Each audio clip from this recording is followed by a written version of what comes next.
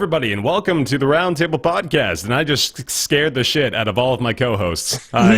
That was about 45 seconds, Baer.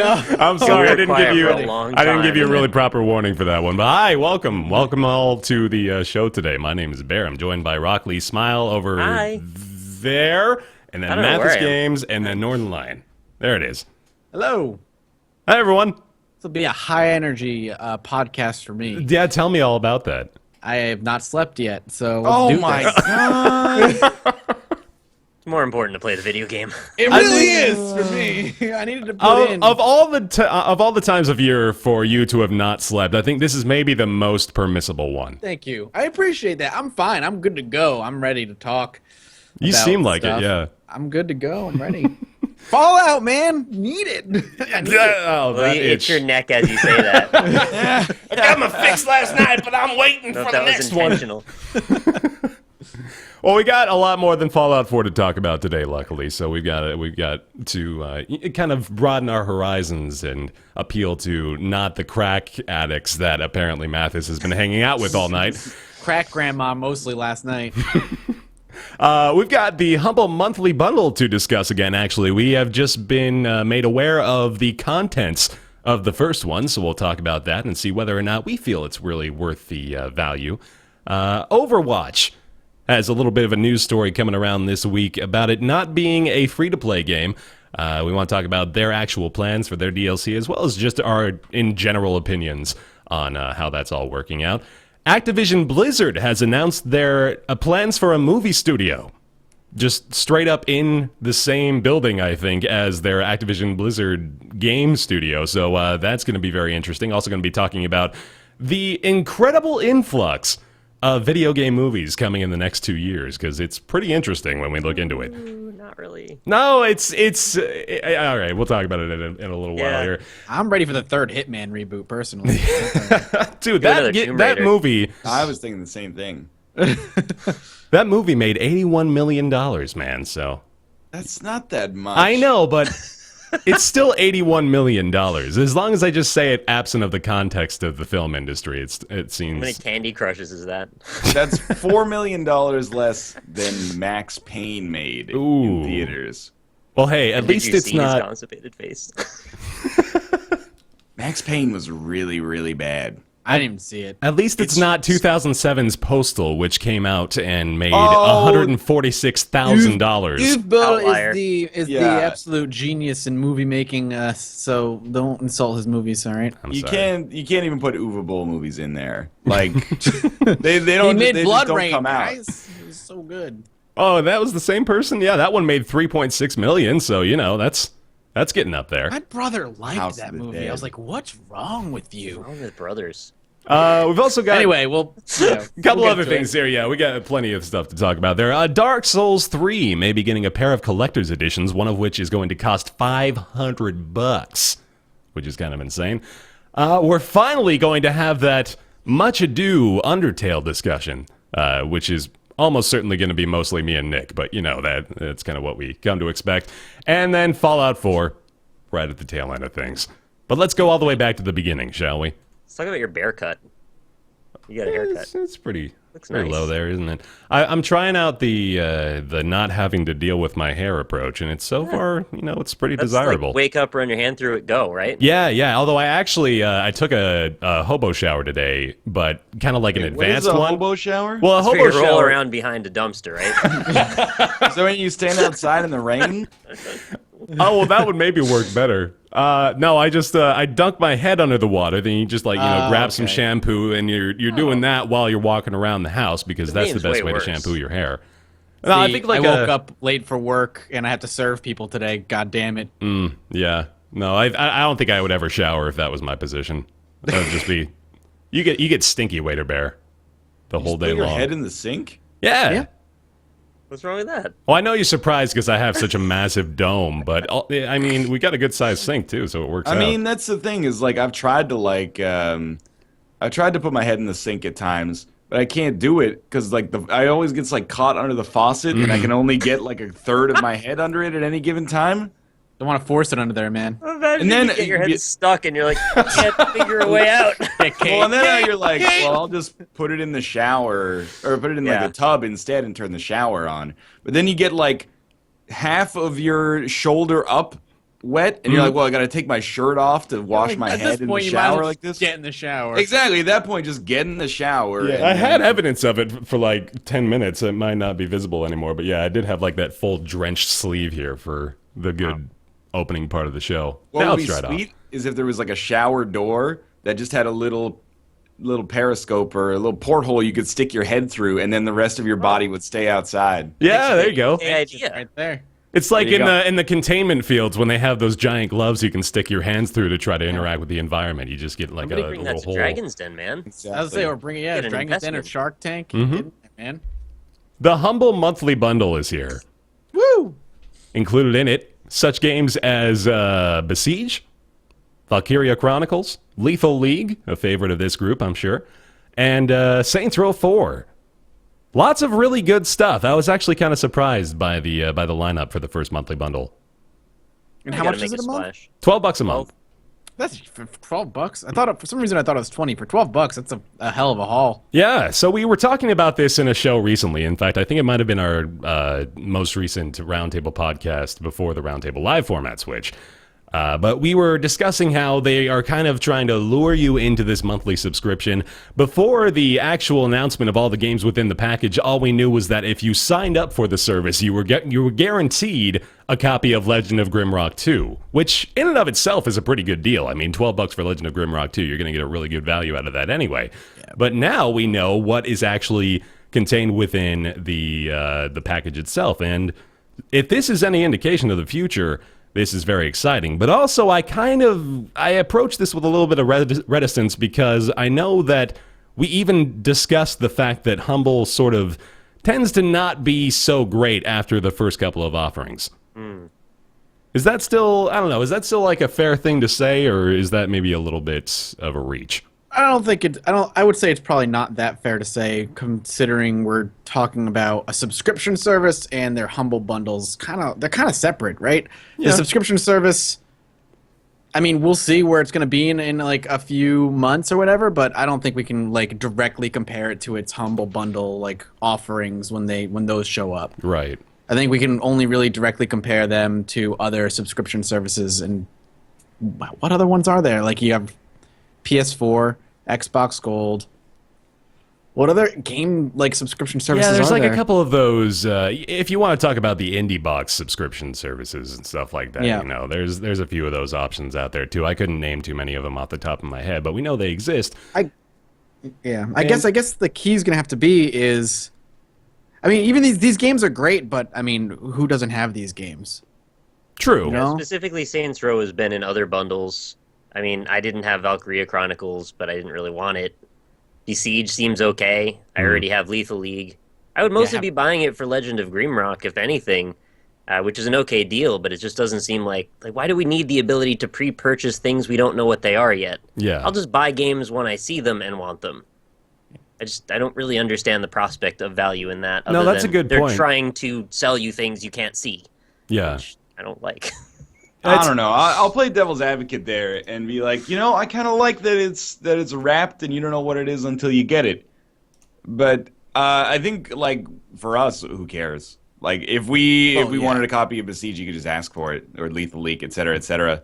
Like we build up pretty huge Steam libraries just through streaming and stuff like that. But if you're like if I had gotten this for Kate, I think she would have been like, that's pretty cool. Maybe I'll play Grimrock, maybe I'll play Besiege, or she probably really like Valkyria Chronicles as great well. game. But if you compare this to something like PS Plus and strip away the fact that PS Plus is required to actually play online games on the PS4, I think this is a better value.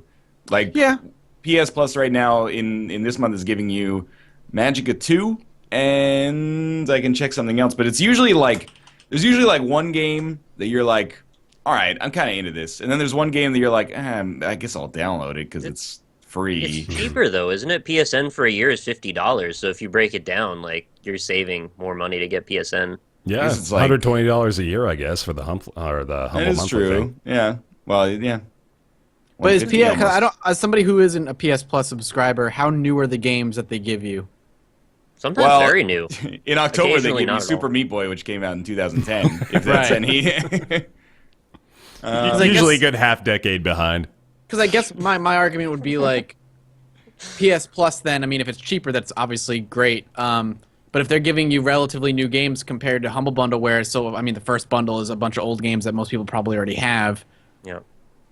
I mean, Yeah. I think that would be coming from it from a consumer standpoint, not from somebody who is a YouTuber and gets these things when they want them. Looking at the games that are offered in the first package, how many people aren't going to have those games and are going to? The only one in there, the two in there that maybe are worth that is going to be what, Saints Row 4 and Valkyria Chronicles. The other ones are super cheap.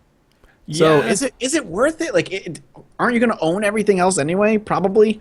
Well, for the folks that like to play the Steam metagame of see how many games I can include in my library without ever actually playing any of them, then this is a godsend because this is just going to fill that up no problem. Collector problem. Yeah, it's almost like a reiteration of Steam sales in a way because it's a bunch of games that you look at and you think, yeah, you know what, I might eventually play that. That looks kind of fun. But anytime you look at a game like that, you're almost certainly never going to play it. If you have a big selection of games to choose from, you're almost spoiled for choice permanently, you know? I fucking made that mistake in the last Humble Bundle. I bought it. I was like, this is the Capcom bundle. I'm like, I'll play these at some point, probably. Yeah. No, I won't. When you Well, said I that mean, on it the all- podcast, Ryan said you wouldn't play them. And he was right. That's true. He did. He's like, you're not going to stream those. It goes. That's another problem, which is it worth it? Probably, but I'd never buy it because there's already too much stuff to play at any given opportunity. Like any game that I buy now, that I actually like force myself to wait a couple of days to buy it because I'm like, if I just buy it, I'll probably never play it. I have to make myself prove to myself I even want it. Yeah. And then I'll play it. Like Metal Gear Solid 5, which I played for like 8 hours, and then just There's never a lot of touched it risk again. inherent in this whole process because you're hoping that they'll give you a game that you're even interested in the genre of, and then you're also hoping it's a game that you don't have already. Right. So, and you're just paying ahead money for things that you may have no interest in. So again, I don't really understand what the point of that is. Just wait for games you want and buy them when they come out. Yeah. It's a tougher sell the more we talk about it, I think. It's a very well, I mean, I'm impressed by this initial offering. I think we got to give can't them a little sustain credit that. there. Right, but yeah, exactly. It's going to have to be a lot of, man, I really don't want to call it shovelware because obviously nothing in this package is even close to deserving that label, but at the same time, It's older. yeah, like there's older stuff in here. There's a lot of games that most people have probably already had the chance to play, and it's like I think the biggest hurdle that you're going to have to overcome if you want to subscribe to this is the idea that you really don't have any idea what you're going to get. You're Other than the one that they tell you about. yeah, if that continues, you know, like we don't even know for sure whether or not they're going to keep enticing you with those offers. It says now if you pre-order for the next month that you get Towerfall, which is the one that's in this month's. So that's odd. Yeah, that is interesting too. It is strange. I wonder if we'll have like repeats in the first month. Oh my god, that would be the silliest In ever. December, you now have Towerfall and Also Towerfall. Besiege. What? That'd be terrible. Yeah. I doubt that's going to happen. No, I And don't Legend of Grimrock 1. There you go. I think what it is they had extra keys left over for Towerfall, and they're like, well, we'll entice them with that. You don't just have extra keys left over, man. Don't you know? Those are hard to make. Oh, right. I'm sorry. You only get so many. Yeah. It's a limited. It's scarce weird because economy. the more I think about it, the more I realize that the other subscription services are games plus something. So you like Yeah. PS4 is like games plus the ability to play online. Xbox is games plus the ability to play online. IndieBox is Watch the game something. plus a collectible physical version of the game. Like there's always like an addition to getting the game, you're getting something along with it. This doesn't really have that. Because they have to presuppose that you could own many of the things in the grouping of games, right? So they've got to give you a Yeah. thing to bank on, and then those things are extra on top of that. Yeah. So like IndieBox I still want to subscribe to because I like the collectible aspect of it, but the Humble Bundle one, like, no, I don't. You could nothing else argue there. that the Humble Bundle appeal is that part of your proceeds are going to charity. You can make that, Sure. like comparatively. Screw charity. feel I'm like- paying for the privilege to play online with the PlayStation Plus subscription, but here I am paying to Right. be able to feel good about myself and help others while also getting a bunch of games. I feel like the thing with IndieBox is that it's like, it's awesome if you get a game that you either don't have or like. Yeah. But if you get a game that you have and maybe are not a huge fan of, that's like all your eggs in one basket. Like if I got the Guacamelee box or something like that, I'd be like, that's pretty sweet. If I got like, not to be insulting towards Discourse, which I thought was okay, but if I paid like $25 for the Discourse box, I'd be like, I don't want all this Discourse shit.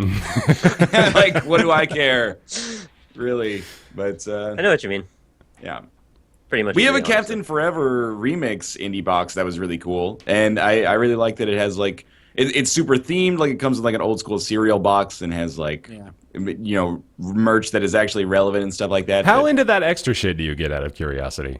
I mean, I like it if I like the game, but I've never actually like bought a figure or like an amiibo. Yeah. Well, that's not true. I've bought amiibos, but like I don't get too into it. But Kate gets into it, so. I was going to ask that for everybody, too. Like, are you really interested in getting any of the extra stuff? This will kind of lead nicely into our next discussion, actually, about the Dark Souls 3 Collector's Editions. But, like with loot crates and with the one-up box and those sorts of things, they send you all those little gimmicky figurines and stickers and statues and stuff. I never really... Those are mostly garbage to me. I don't know if I'm It's alone not in something that. I'm directly interested in. If it's even kind of remotely peripheral to me, I will not be interested at all. But if it happens to hit the sweet spot and it's a game that I love, I'm super into it. Yeah. So it's kind of the risk that you take and hope that you eventually catch one of those moments. I figure Mathas will probably have I'm an into it. amiibo-related opinion, right? I mean, yeah, but I don't know. It's always something that I've always wanted to do is just collect like cool toys and stuff like that. And only now am I recently able to start doing that. So I'm really into that kind of thing. I mean, I've been collecting like certain Disney Infinity stuff because I really like the sculpts and they're really cool looking. So even if it's a game I didn't like if the collectible box that it came in was cool or the stuff that came in was cool, I think I'd be totally okay with it.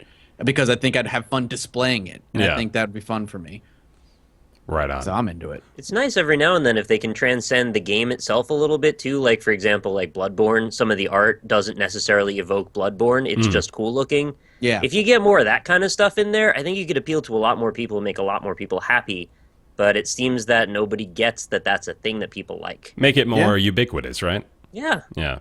You can still show like your my- game, just don't do it so freaking obviously as much. I like my Hulk. Like I just got the Hulkbuster Disney Infinity figure. It's fucking badass. It looks really cool. I love it.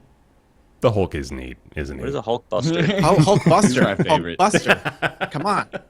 Is that like Mega Man's when he kills No, the it's like Hulk Iron boss? Man's Hulkbuster suit. Hulk doesn't shoot out little pellet bullets. No, Mega Mathis. Man shoots Hulks out of him. Oh, well, that's a much cooler Hulkbuster. variant. The Charge it up. Hulkbuster Yeah. gun. Smashes. I got you. Dark Souls 3 might be getting a pair of collector's editions. According really? to What's a- gonna be What's up with that? $500. yeah, one of them is going to be 1,799 UAE dirham. Whoa, that's Say like dollars. 500 American dollars. That's like 489 American dollars, you plebeian. Sorry, Get your I haven't been on conversions right. Etsy.com today. I don't do Forex until after the stream's over. This actually is a story that is coming out of the United Arab Emirates, which is not a frequent occurrence, if I am believing my recent sources of stories. The two collector's editions, one of which comes with a 16-inch Lord of Cinder figurine, which is about like yay high or so. That's pretty big. Oh, you need to see my hands for that. You can't see my hands. Okay, I can see my hands. That's about how big it is. These, of course, have not been officially announced, but they do have a couple of images to go along with them. And let me see if I can't. They look pretty official as far as their marketing goes. They but do, yeah. They haven't officially come out and said it. I would go ahead and venture a guess that this will actually happen, that we will see Been these ousted. collector's editions. But if you're watching live on the podcast, you can see a visual of what this collector's edition looks like. You got Production value. Yeah, man, tell me about it. You got that metal case, which is pretty cool. That honestly might be the coolest part of it for me. And, for most of the collector's edition stuff I get, I love a case that feels like it could withstand an apocalypse. Like that's my favorite part. A little collector's box there, that figurine we mentioned, the hardcover art book, which is always good. The cloth game map, which I like too. I got that for Skyrim, I think, and that was pretty neat.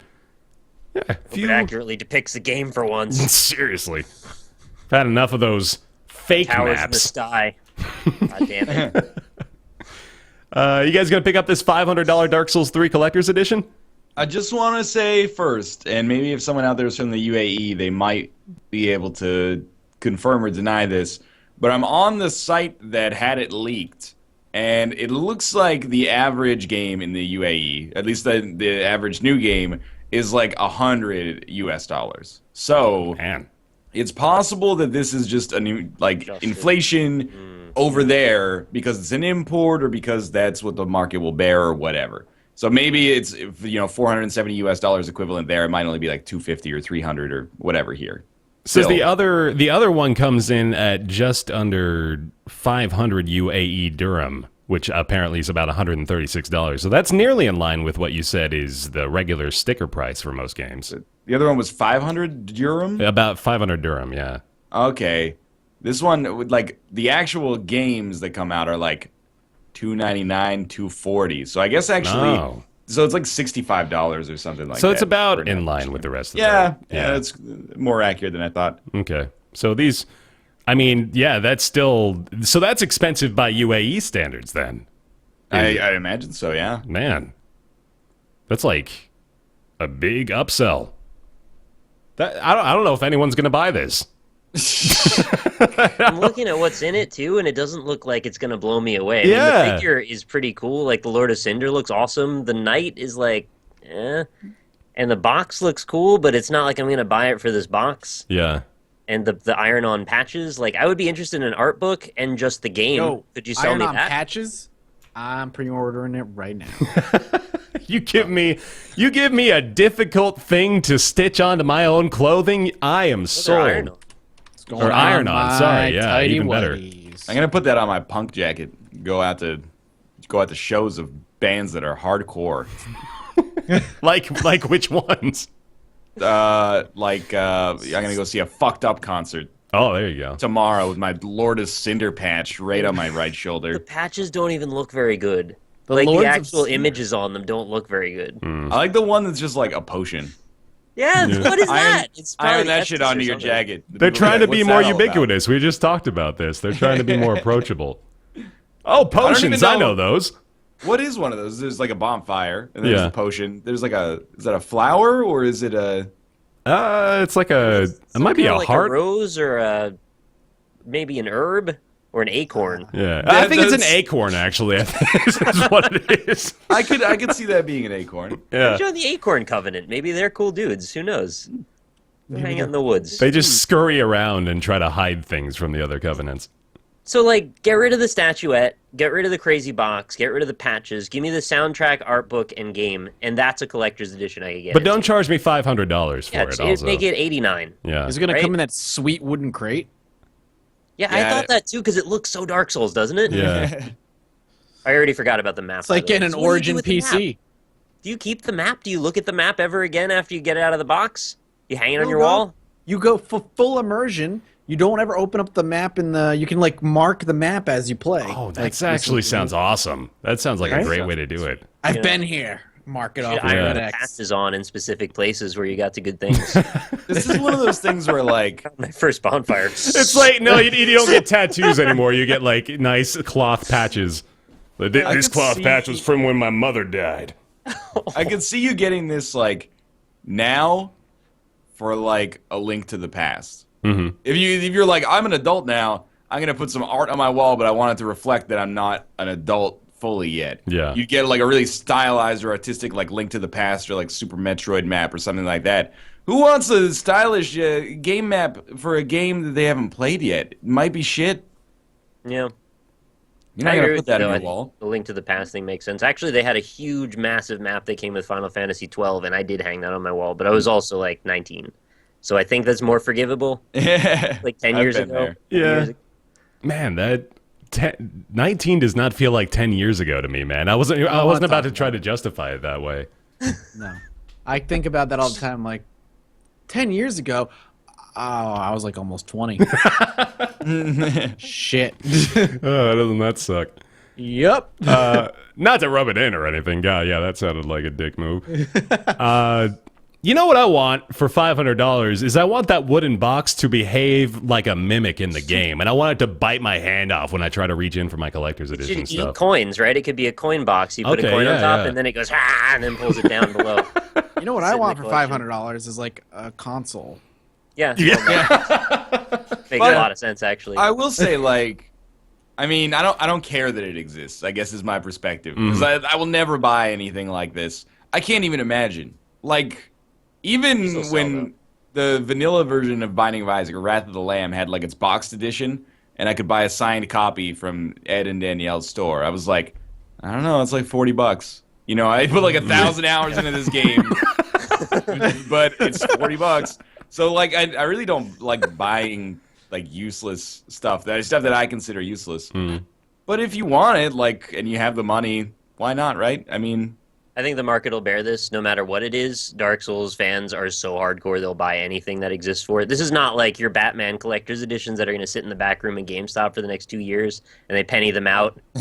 No, these are going to get sold. They'll probably get pre-ordered and sold too. what's Doesn't the matter how value? much it Like, costs. the thing I just wonder is where is like the $250 of value coming from on this? Is it the figurine? Oh, actually, I just read it. Apparently, the sword of the figurine is solid gold, but it's just like encased with a little bit of, you know, I want you to scruff. not be joking. Sprinkled gold. I am not joking. I joking. am definitely joking. Yeah, that's not real. don't buy the Cinder late. statue under the pretense that it's People already bought solid it. gold. No, it's not. Gold. Like, from my perspective, the iron-on patches are actually worth like negative money. If you not only like you're giving me a job that is actually going to make like a piece of clothing I own work. So that's just a wash. The steel case I'll give you like $1 for. I really like this idea of analyzing literal value of this entire collection. Let's the keep soundtrack, going. as far as the game's 60 or 50, whatever. The soundtrack's 15. And the art book, you know, you could probably, I'm thinking like that's probably 100. Maybe the art book's the 150. most valuable component of this whole thing. And then the figurine is like, I have no idea. Because I mean, like a picture of it in the right lighting can make it look amazing, but it could be like a heaping pile of light. Based on the plastic image, it's a very good, very detailed figurine that I So think would did probably. the BioShock figurine. I was and just going to say, and they were all pre-ordered that. broken when And they they all broke. And then we had to I replace them all. Yes, I pre-ordered because I was a dumb teenager. The BioShock collectors with the freaking Big Daddy figurine. Did you not Mine work there came, yet at GameStop? When I pre-ordered it, it was I was working when it came in. I can't remember if I pre-ordered it before or after I Like started working. 90% of them had broken drills. Yeah, Everyone was fucking pissed. my drill was broken. I opened it and I took it out and the drill arm just went ka-chunk. I was like, Yeah. Wow. That's really Imagine demoralizing. you pay $500 and then your freaking arm's broken off or something. Well, that And was you just just want to kill somebody. Can you use the Lord of Cinder figurine in like Amiibo? Warhammer 40K? Could you just be like, I play a 40-centimeter tall Lord of Can I- Cinder figurine? I put him on my Blood Bowl team. Exactly. I think, you know, I'm looking at this and I'm like, that's like an amiibo base right there, man. I want to be able to drop this guy into Super Smash Bros. Yeah. Try tapping it on your controller. Maybe it'll do something. Yeah. Break one of his toes off or something. God, I remember that. God. Did we determine So- the value of the cloth game map, by the way? I think that's like $10. $10. It depends what cloth it is, you know. Yeah. If Depends it's how like the map is, papyrus from You know ancient there's Egypt. gonna be somebody who's gonna be like, I want that cloth map. Like $500 badly. We used really to give feel- that kind of stuff away as pre-order incentives, and now it's just in the package. Oh man.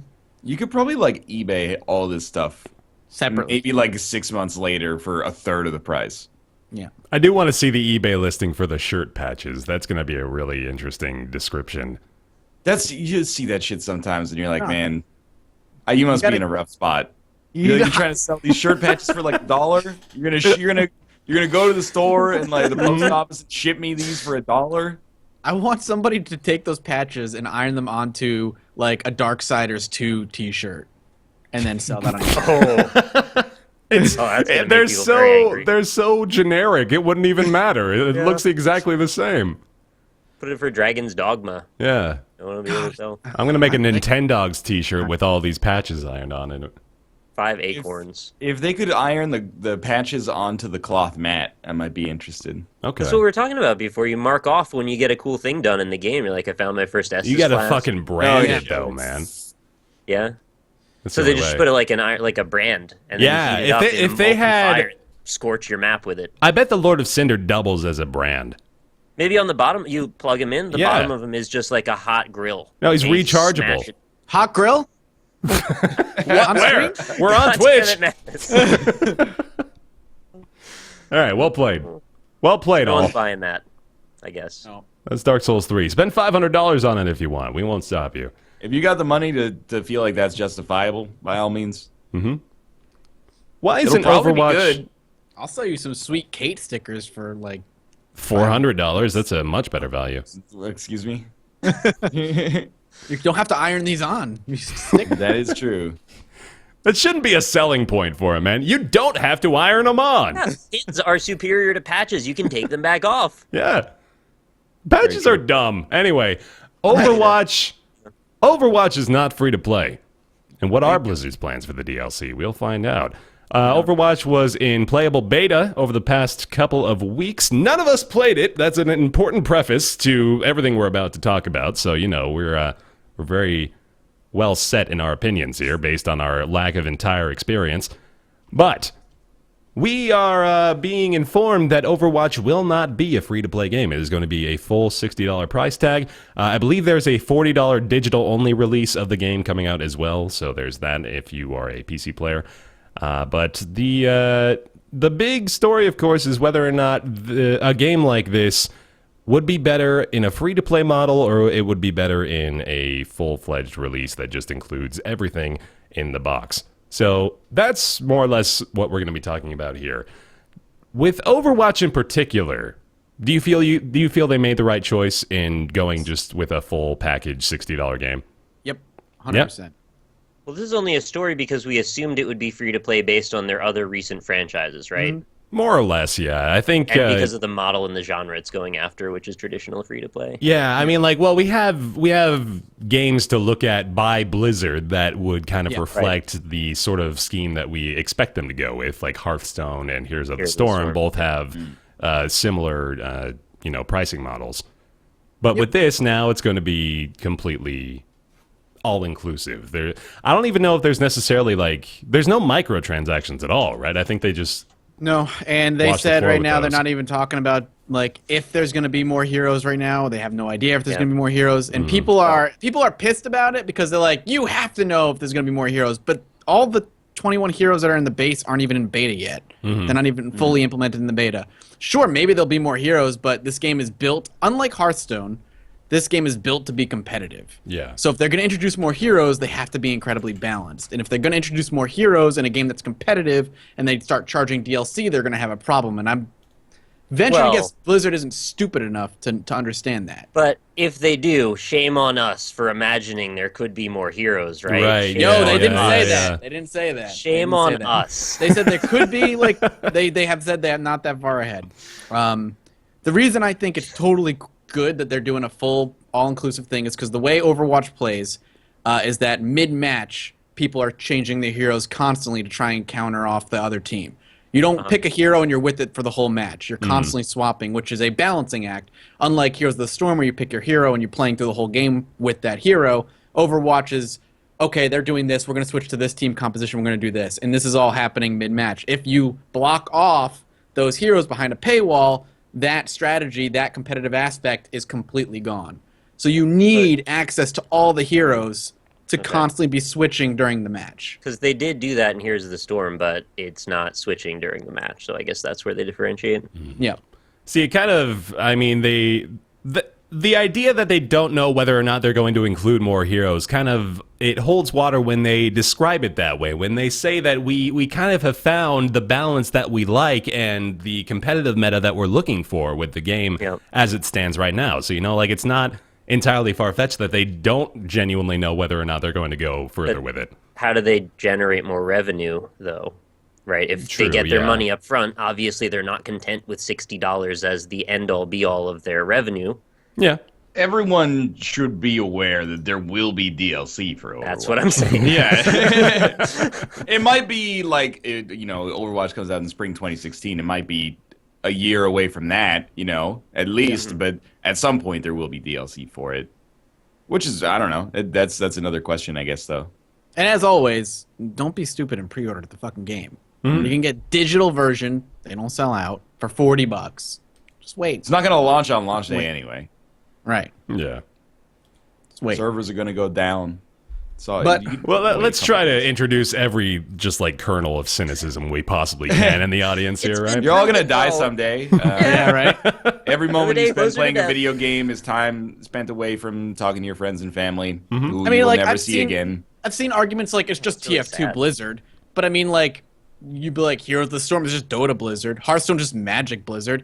Sure, it's this version of a game, Blizzard, but there's substantial differences. TF2 doesn't have MOBA-esque abilities. I right? can't even tolerate that argument anymore because It T2 needs- is fucking 8 years old. Yeah. Yeah. Exactly. It doesn't. It needs we Yo- need a new great squad-based, class-based first-person shooter. I think with the Agreed. same kind of zany tone. And if Valve's not gonna make a Team Fortress 3, then more power to Blizzard. I think for getting in on it. Yeah. They don't Yeah, make World of even Warcraft threes. is just EverQuest Blizzard.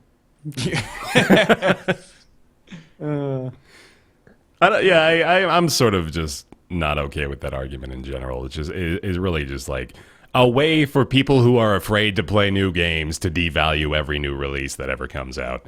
How dare something come out that is similar to another game, but possibly better or slightly different? Not in my world. Mm-mm. But I'm excited for it. I think full price is the way to go as right now because again, yeah, DLC almost 100% guaranteed maybe like a year after launch. But with the way they want it to play with hero switching mid-match, I think just paying full price for it is the smart way to go. I Did you agree. guys see the Overwatch promo video? They did No. that Pixar style Oh. Yeah. I was actually Yeah. just playing that a few minutes ago on the that was on the video really screen. good. Yeah. What's wild about Overwatch is this is the remnants of Titan made to a new game, right? Yeah. That's been almost 100% confirmed by Blizzard. This is what was left of Project Titan, I which didn't was going to even be their remember next. that. Yeah. I Oh thought my Titan was god. supposed to be an MMO. It was, and then they scrapped it. Wow, they really So took a this bit of a is- departure then if this is remnants of that. Is it literally like assets from it? Do you know, or is it just No sort one knows. of? Okay. This is maybe what ideas or what's left over or whatever ported over. Maybe Because they were nobody gonna knew make what Destiny. Titan was. Nobody Right, knows yeah, what Titan yeah, was going yeah. to be. Man, that's cool. Totally forgot about that. That was a while ago. I think it'll do well. Was not sold on Overwatch as well until this is normally the inverse of how most games go. But I saw gameplay and I was like, that looks really fun. Yeah, same here. I was like, it's gonna be, whatever. I felt the same way about Hearthstone and Heroes of the Storm. It's gonna be meh. And then I was like, no, that looks kind of fun actually. Mm-hmm. And it's Blizzard still, even though they've been acquired by Activision, they still have a pedigree to their games that is very Blizzard.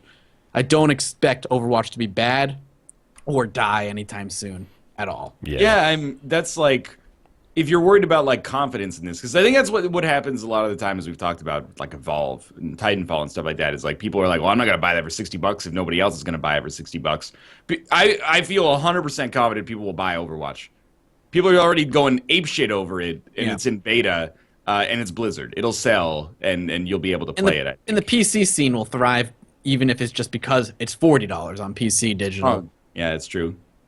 I do want to give some credit to Blizzard because this feels almost exactly like the amount of hype that was surrounding Hearthstone during its beta Yes. phase. Hearthstone I agree with that. This Hearthstone is still fucking huge. Yeah, well, I mean, think Hearthstone about is back massive when still. only a handful of people had Hearthstone beta codes. Yeah. So there were 4 or 5 big people streaming the game on Twitch, and everyone wanted to play it. It was huge. The beta key for Hearthstone was the biggest black market commodity you could own for 3 months. Yep. You could own a small country if you had a handful of Hearthstone beta keys.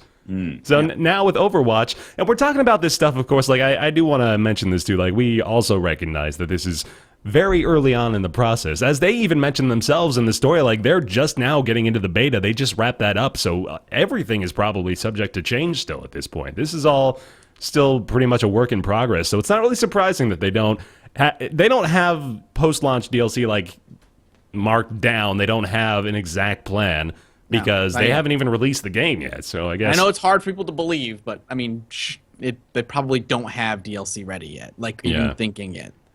Because this is like it's not really a typical case of this is a big AAA release, so obviously they're going to have like the entire year after the launch planned out, which is, it's not atypical to think that about a lot of the big regular releases that we see, because that is common. But this is Blizzard that is like, you know, it's kind of a different story with them. They work on games differently than a lot of the big AAA publishers and developers do. Yeah. At least based on what I've seen. It's very possible that they're just lying too. You can never really believe anything anymore. It's all just it's all a wash. I have a feeling Overwatch is going to be a blast. Yeah. I think it's going to be fun. It's going to be fun to play with your friends. It's going to be fun to play solo. It's going to be a good time. Agreed. In spite of the launch version of Diablo 3, Blizzard is one of only like a handful of companies that I'm like, the game's going to be good, it's going to sell well, people are going to love it, and then a year later they're going to introduce like a minor change in a patch, people are going to hate it, but they're still going to play the shit out of it, and you know. And isn't Diablo 3 now like a fantastic game? Yeah, it is, depending on whether you like it, I guess. Unquestionably better than it was. I mean, like, there's no subjectivity in saying that. I believe it is actually just objectively a better game now. I would agree with that. And coming from hating it at launch, I will now say that I actually like it. So, you know, they changed my mind. It's good. Well, let's keep talking about Blizzard, shall we? Sure. All right. The exposure, honestly. We gotta help them out. Activision Blizzard has just announced Activision Blizzard Studios, which is planning to create original film and TV content based on their video game franchises. There's a lot of fun press speak in this entire announcement, but that is basically the gist of it. And I think that is kind of a big indication that the video game and movie industries are planning to, you know, get a lot more tied together. It's sort of interesting. Like, I don't know why I make this correlation in my head, but I'm comparing it to the influx of YouTubers that have book deals now. It's like there's a book deal for every YouTuber. There's now going to be a movie for every major game franchise. Terrific, I guess. Woo! That makes sense. That one makes sense, I bought right? all those YouTube books, right? So, How many YouTuber books do you own, be honest? All of them. All of them? Every single one. I need the whole catalog so I can check off every one I own. I pre-ordered. This isn't my life story by Northernlion, but I haven't gotten it. You could write a book story called so that. far. My story thus Oh, far. that's way worse. Tale of The an most egg scrambled. Presumptuous title for a memoir. Yeah. It's like, here, I've done enough to fill one book already. There might be another one coming eventually. We'll see. Movie studio. Woo! Movie studio, yeah. So here's a little look. Just looking at the list on Wikipedia here. This is a rundown. Is Halo coming out yet? The movie? No, there's actually no mention of that here, which is like surprising. super That's been canceled, on the right? back burner for like 10 years. Yeah, I don't know. I don't think it's canceled. I think they just suck at making it happen. Because they had Neil Blomkamp on it, the District 9 guy. Did you make that name up? And that's his real name. No, that's his Real, I name. think I've heard that before. And then he's like, hey, I got a great idea for like a Halo movie. And they're like, sweet, let's do it. And then eventually they were like, nah. Now he's doing like the new Alien or something. Wait, sorry. I don't want to rip on the guy, but please say his name again for me. Neil Blomkamp? Blomkamp?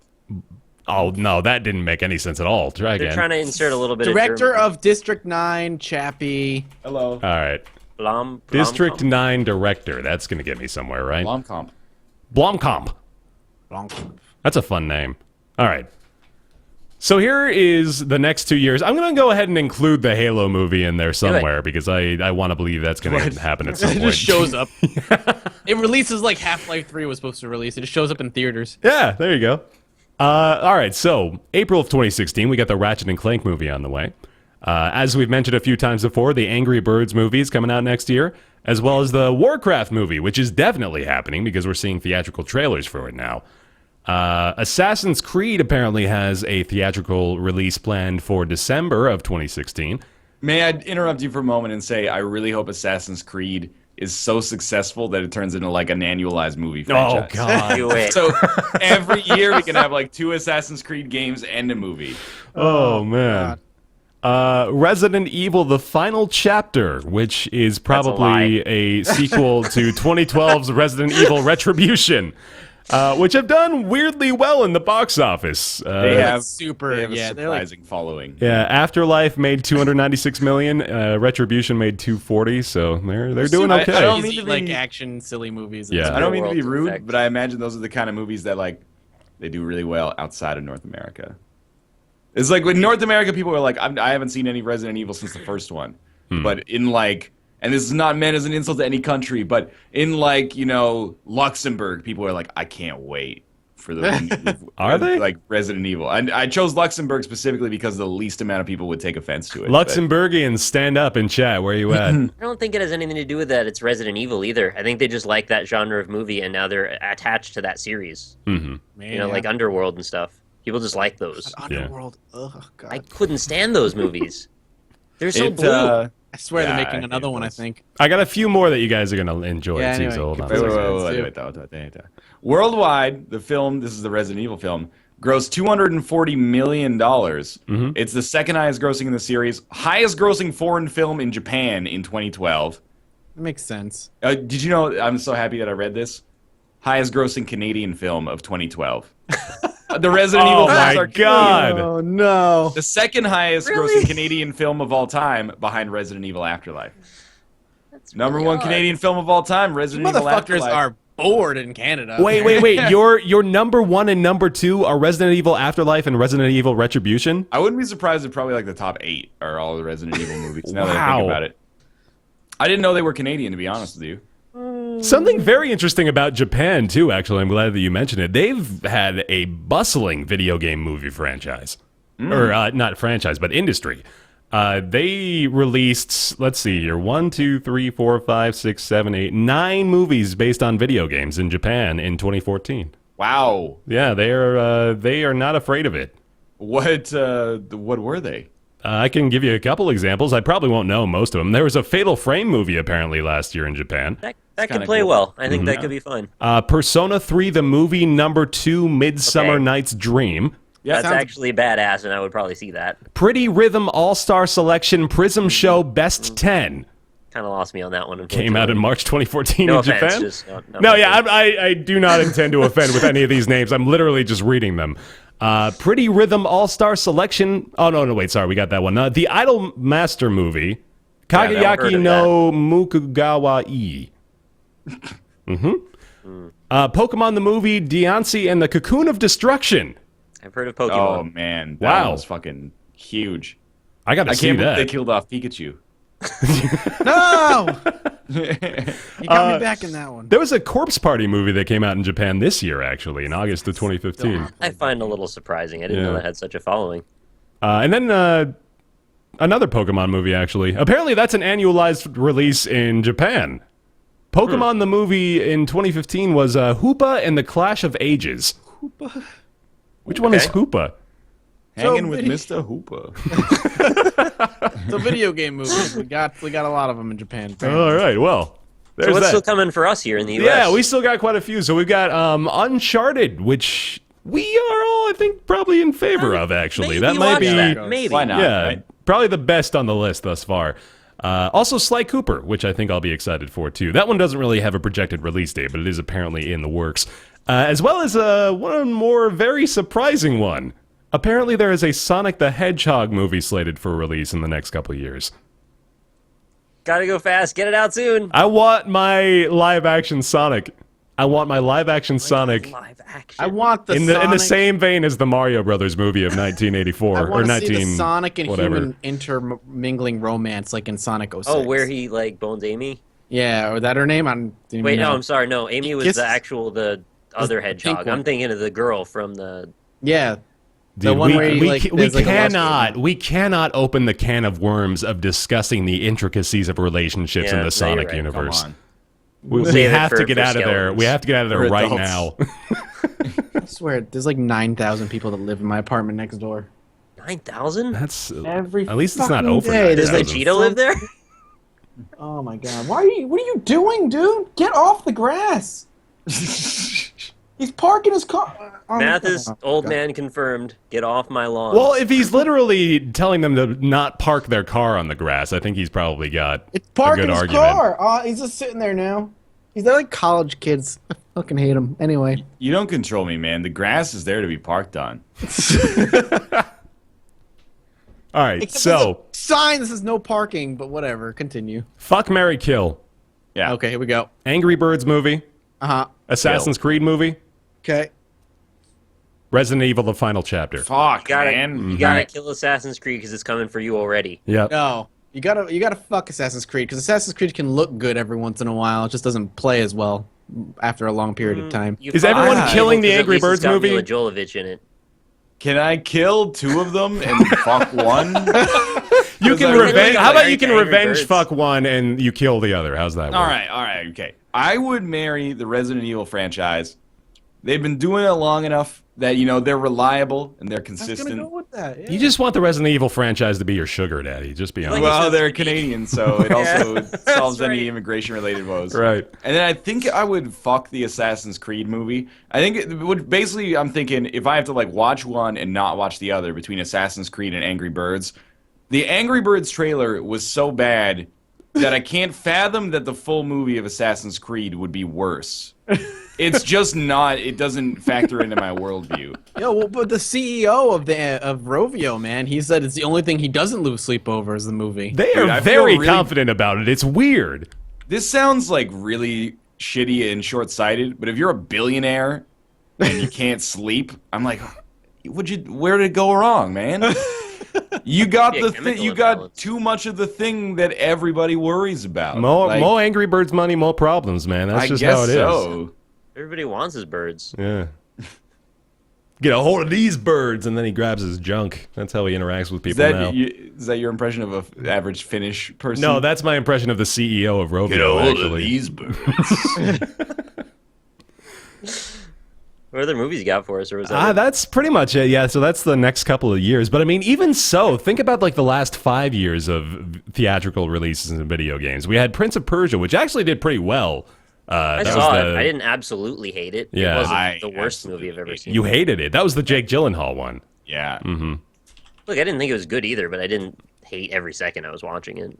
And then, of course, we had the couple of Resident Evil movies that we mentioned. Silent Hill Revelation 3D, which came out in October of That 2012. was fucking horrible. It got a 5% on Rotten That's Tomatoes. also a Canadian film, if I remember correctly. Oh, man, you guys. You Running gotta trend. stay away from the It horror game is franchise. Canadian-French horror film. Go back to Resident Evil, you fucking Canadian We hosers. fucking like. You got any more survival horror franchises? We'll take them. Need for Speed, which did kind of okay. $200 million in the box office in 2014. Oh, I forgot No that movie comment. came Yeah. out. And then you, of course, had Hitman Agent 47 came out this year, which also was apparently pretty bad. But yeah, I mean, Weird. that's a summary back to 2010. So we've got more movies actually slated for release in the next 2 years than we've had in the last 5. I'm gonna go ahead and say that the Sly Cooper movie is never gonna see the light of day. Yeah? Yeah, I'd be very surprised. Is there a particular reason for that? Who cares about Sly Cooper? Didn't have a huge following. I mean, it had an okay following. It wasn't like mass media appeal. 12 years ago. I think yeah. Ratchet and Clank probably had a comparable audience to Sly Cooper. Ratchet and Clank Ratchet was like Clank. 5 times bigger. Yeah. Really? Sly Cooper was like. It was like Ratchet and Clank is like Coldplay, and Sly Cooper was like Pavement or something. Everyone, once you got really into it, you're like, I'm a Sly Cooper fan. But Yeah. Ratchet and Clank was like everywhere. I think it was also a crossover thing. A lot of fans of Ratchet and Clank then went on to be fans of Sly Cooper, but not so much the other That way might have been it, too. Yeah, I think that might have been me, actually. I'm being mislabeled in chat. I don't hate Sly Cooper. I quite like Sly Cooper. I'm just saying, if there was a time for a Sly Cooper movie to come out, it probably wouldn't be 2018. it was a long time ago. Actually. The last game came out in like February of 2013, and it made like no splash whatsoever, I think. So Think about it just what if Sly Cooper just sort of acted as its own... They might be trying to market it as almost a new idea to kids Maybe. who may not have ever seen the Sly Cooper video game, Yeah. right? This might not be the whole marketing strategy. This could be tied in with another game that's ready to come out, and maybe they'll bring it back around again. Or Who what I'm knows? saying is, like, it could just be a new movie idea. Like, if they don't try to sell it as connected to the video game, they just sell it as, this is Sly Cooper. He's our new movie character. We're gonna put him in a movie. Dude, check this out. Director of Sly Cooper, Kevin Monroe, Canadian-born filmmaker. But that's not what I was here for. He also directed TMNT 2007. But his most recent film was Dylan Dog, Dead of Night. And I was like, that sounds familiar. I totally watched this back in 2011. It is one of like the worst movies I've seen in my entire life. Dylan Dog. Dead of Night? Dead of Night. Wow. It stars Brandon Ruth, former Superman. We're all watching a trailer for Dylan Dog, Dead of Night. You really should not put that in the video because you will get content anti-match. Yeah, you're gonna make problems Okay, with yeah, we that. don't want to do that then. Oh, this has a lot of views. Wow, okay, never mind. No, we're not going to do that. It's a horrible film, which is hilarious. Yeah, that's that. Okay. What a connection. Okay. Also, for the producers for the Sly Cooper movie, Brad Foxhoven, his Wikipedia article says he is currently working on Ratchet and Clank and consults Pepsi, Buffalo Wild Wings, Sony, and Microsoft. Can I just tell you, Ratchet and Clank is not capitalized and actually is spelled Racket and Clank. Buffalo Wild Wings, the second wings is not capitalized, and Sony is spelled Soney. Oh, wow. I'm gonna just so you're clear, I'm gonna put it in chat right here. He's currently working on Racket and Clank and consults Pepsi, Buffalo Wild Wings, Sony, and Microsoft. I'm working on ends Racket with a and Clank comma. with Sonny. It ends in a comma instead of a period. Holy shit. That's really bad. Wow. Did he write this himself? I hope so. I hope he's... Oh, man. Oh, wow. Okay. Racket and Clank, Racket baby, and Clank, my yes. Together in a game for the first time. The Racket and Clank movie comes out in 2016. We'll all be there to see it. It's my All second right. choice. You guys see Max Payne? Nah, I didn't see Max Payne. No interest in that. Max Payne is really bad. Damn. It's Like like Canadian? wait, I wouldn't be surprised to be honest with you. No, it's American. You guys, You guys have like a couple of studios that they just send all the video game work to up there. I don't know how it happens, honestly. I don't know why why is it a Canadian film? Yeah. Like, what makes a film Canadian? Is it where it's filmed or where it's produced or what? It must be where it's produced, right? It's Canadian once it's in Vancouver. I was gonna say, apparently people go to Canada. People go to Canada to make sure that the movie does not look like it was filmed in Canada. That's actually, well, like Vancouver is, you can make it look like anything. Yeah, You can really make it look like Seattle. it's You pretty could use easy. a green screen and make anything look like anything. I don't know why they don't just go to Seattle to be in Seattle, right? Apparently, there's like some kind of tax thing where okay. if you film it in Canada, we'll fund like a third of it. Or I did like that. If you film it in Canada, we'll fuck you. Wow. Also, it helps that like the American dollar is like 1.3 right now versus the Canadian dollar. Canada, Ottawa. That is Ottawa, Canada. Canada is a city. That's It's like a suburb Canada. of Ottawa in Canada. Oh, really? Yeah. Canada, Ottawa, Canada. Well, I mean, you wouldn't say Canada, Ottawa. You just say Canada, Ontario, Canada. But, Oh, okay. yeah, there is a Canada, Canada, Ottawa, Canada. Canada. Damn it. Satoru Iwata. Satoru Iwata, Canada, Ottawa. There's a tongue twister. Try that one. Okay, I think it is finally time Goodness. for the Undertale talk. All right. So I am Said he removing was my gonna leave. headphones. we have to, Mathis unfortunately has to leave the room for this one because he's not been able to finish his Ryan, playthrough. too. I think Ryan, Ryan as well. Yeah, I don't know if he's really worried about the spoilers or if he just doesn't want to hear about it. But Just wants to go get coffee. yeah, that's going to be all right. So for the next 10 minutes or so, FYI, if you have not played Undertale, we all heavily recommend that you play Undertale because it is fantastic. I think that's kind of just become the universal message. So if you have not had a chance to play it yet, I'm going to put this up right now. Spoilers are happening right now. We are discussing Undertale. There are going to be spoilers for the game. We are going to spoil Undertale right now. If you don't want to hear us spoil Undertale, go away until that thing right there. Hold on, I'll find it. There it is. Till that thing is gone. So you can mute and you can see. Mm-hmm. That's how it works. So, fair warning. I'm only being stern because I just want to make sure that you know. Spoilers are happening right now. Okay. Undertale. Game where you don't have to destroy anyone. And I wish I would have read that a long time ago. Nick, I want you to break down Undertale for me in the simplest possible terms. All right. I'll try my best, but please add when you feel is necessary. So Undertale is a narrative-based RPG, heavily character-driven, with an emphasis on humor and just warm character development. It's not like a lot of things. Although it's an RPG, the emphasis is not necessarily on combat. Every instance of combat can also be talked out of, which also has its own unique sort of puzzle mechanism. The character development in general focuses on a character who's fallen into a world that is very unlike their character's world. Essentially, there was a war between monsters and humans. The humans sealed the monsters into this cave, and our character finds themselves waking up in that cave and then has to essentially figure out what they want to do about that situation they find themselves in. Whether they want to ally with those monsters or fight them as we traditionally expect monsters to be fought, that is in the realm of player's choice. So, things get kind of off the rails and you go through a big, long adventure, meet a lot of cool dudes and ladies, and stuff happens. Do you feel that? Yeah, more or less. I think so the important thing to note is the fact that, there's the traditional RPG elements that are pretty clear right out of the gate. Like, it introduces you to the combat system, and then there's, like, the idea of experience and leveling up and all that stuff that seems pretty straightforward. But then, of course, it becomes a much more convoluted mess. By the way, we're getting into that spoiler section now, so another warning. So, at the end, it's revealed to you. I don't know if I even want to jump this far. I don't know. Hold on. Okay, so let's dial it back, because I want to talk about that, but maybe not necessarily right now. So let's talk about the three-pronged approach to Undertale that you can have as a player. Yeah, that's a good idea. Okay.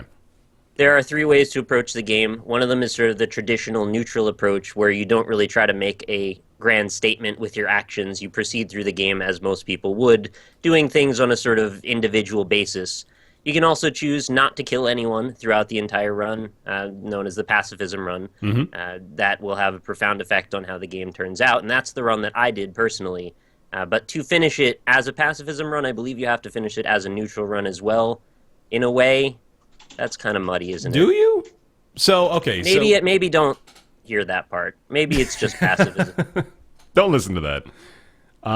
See, I've only done the pacifism one, so I'm not sure how the other ways go, is the thing. Right. Or there's the genocide run where you kill everybody. So I can tell you for the neutral run, so here's the thing. This is the big dividing instance and moment that I think a lot of people experience is the fight with Toriel. So near the beginning of the game, after you are literally having your hand held through kind of like the tutorial section, you get to a point... Tutorial. Right, yeah, I actually didn't realize that for a while. But you get to a point where you have like the big defining moment basically of your entire run. So where if you've gotten through that point without actually killing anything, which it makes it very easy to do, then you get a little confused when you realize that the same tactics you weren't using to avoid combat before do not work with Toriel. So it's very easy and almost natural, and it leads you into trying to kill Toriel, because you try stuff that doesn't work for a little while, and then you're like, oh, well, okay, I guess this is an instance where that doesn't work and we have to take her out to proceed. And it sort of tricks you in a way. And it worked on me. It definitely worked on me. Worked on me as well, actually. Yeah, and then you went back and had to, go through the whole experience of... It's incredibly intelligent, actually, how that plays out. I was tempted at first to say that this was an oversight of sort of leading the player in the right way to make them make the decision they intended to mean. But I think they intentionally wanted you to mess up there to introduce you to how Flowey reacts to what happens when you mess that up. Yeah. Flowey in general is like... Flowey. Yeah, it doesn't matter. Flowey is like weirdly the best character this year, I think. Like, you think so? He's just you don't believe it at first, and then all of a sudden you start to learn more and more about how the game actually works, which is weird to say too, because it doesn't feel like the kind of game that has that level of depth to it, but it does. Well, it absolutely does. It has the writing level of a Fez hook Yeah. In that, like, you can rotate the world, only instead of rotating a world, it's rotating the writing around your own perception. So you're breaking the fourth wall all the time in this game, and you don't really think about it. They sort of are able to inclusively write you as a character, you as the player as the character, into this experience. Yeah, And let you role play yourself as the Sorry. person in the game, and also yourself as the actual person playing the game, in a way. Yeah. Which is very hard to encapsulate into a description, which is why I recommend you just play it, because I Yeah. don't think we'll do it justice trying to say all these things properly.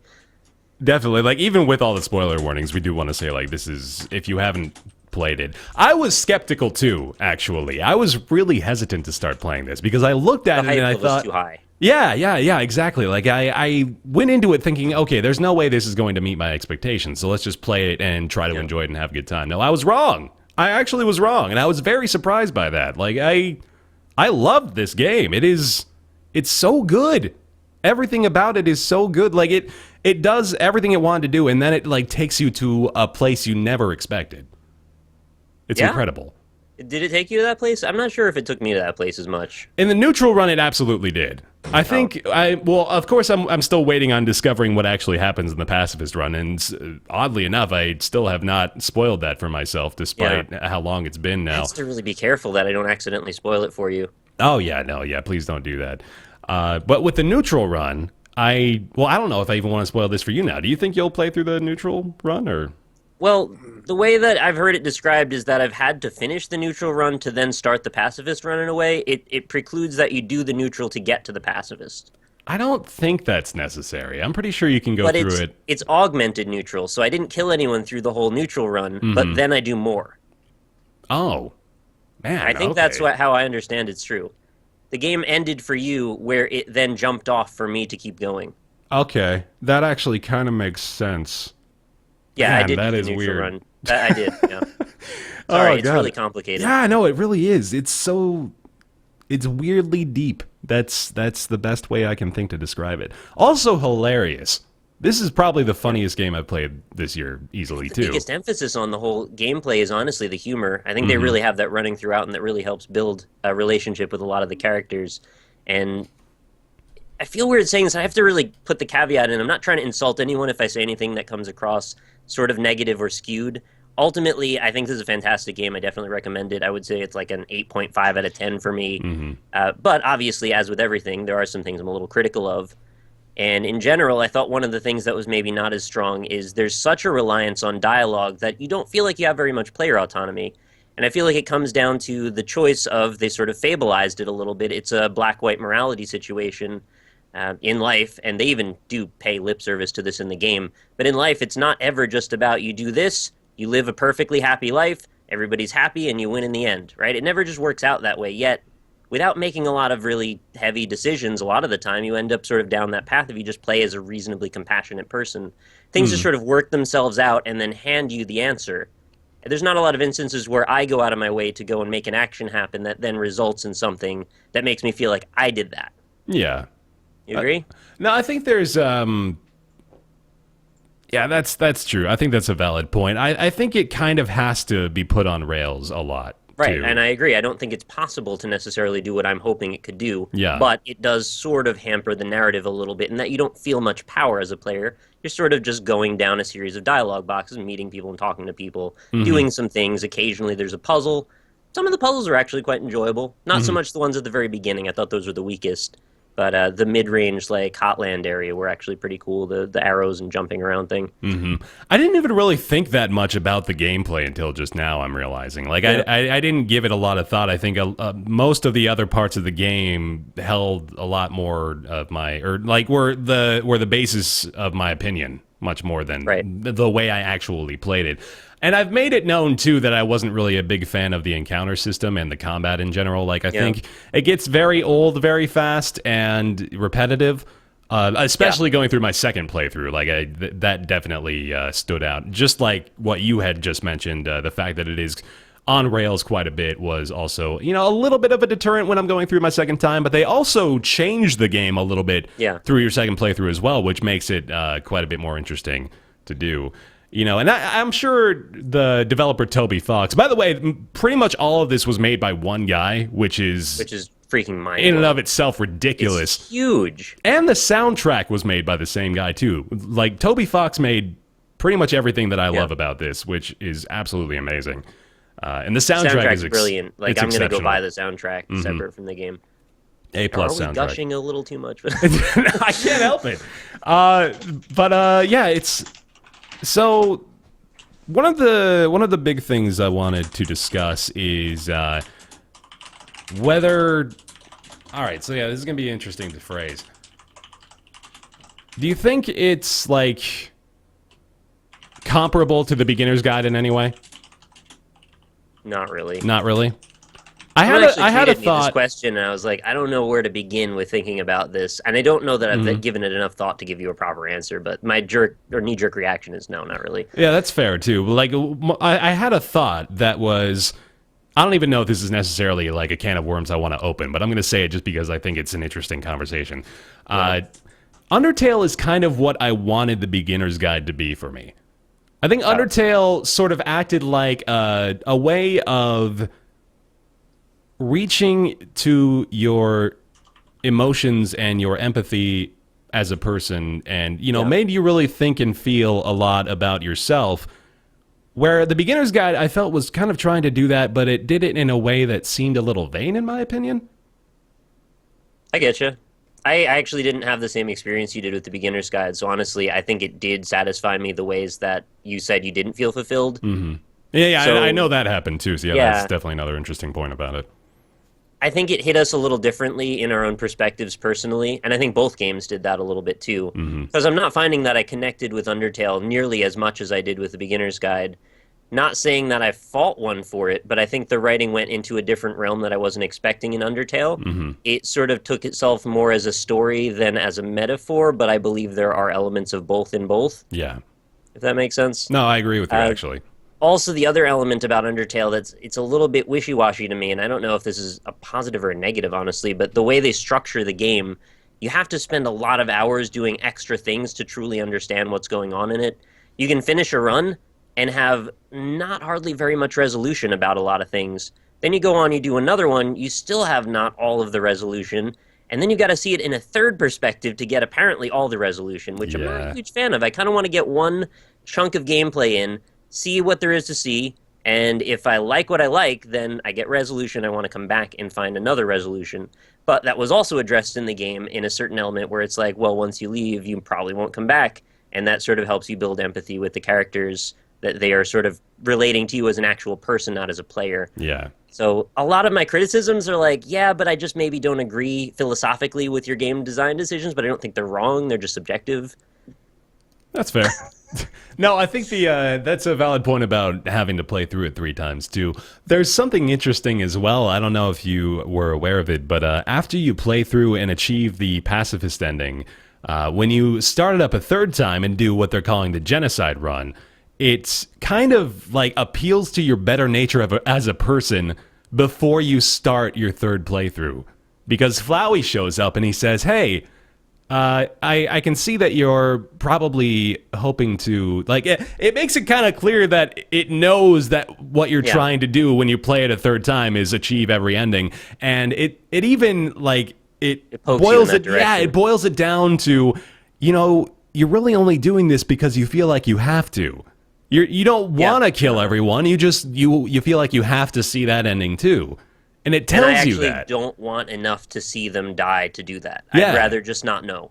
And that's kind of the exactly, like that's what's deterring people from playing it a 3rd time, is that it pulls at your heartstrings a little bit and says, look, just let them have their happy ending. You don't have to do this. You don't have to go through and murder everyone just to see what happens. You can just sit here and be happy with it.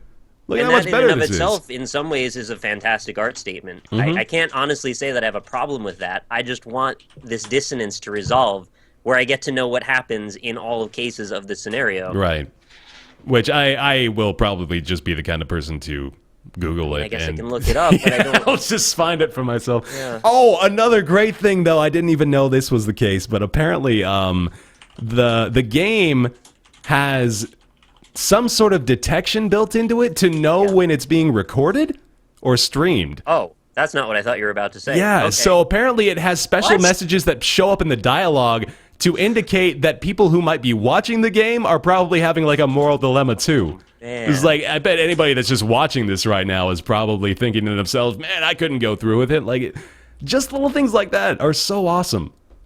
It's just like an absurd level of detail. It really is, yeah. And that's another thing we have to talk about too. Like, God, I know we really do sound like we're gushing a lot, but there's a situation where you're holding a certain item and it changes out like 2 lines of dialogue that are completely incidental, but like, who would think to put that variable in? Yeah, exactly. Come on, man, that's so detailed. Like, every single screen has a unique conversation you can have on the cell phone with Papyrus or with, like other people that we use. It's actually not every screen. It's just every time you change a screen, it gives you another message from a list. Oh, okay. So that maybe not is as detailed as I thought it was initially. But still, like, even that is pretty impressive. Sorry, I might be wrong about that, but I think that's my understanding of it. Well, in any rate, like, there's a lot of different dialogue you can have. Like, there's just so much uniqueness to it. As we mentioned, like, through to your different playthroughs, they allude to the fact that they know that you're going through it again, and it's all just, like, sort of a self-aware narrative that really works and keeps itself stitched together quite nicely.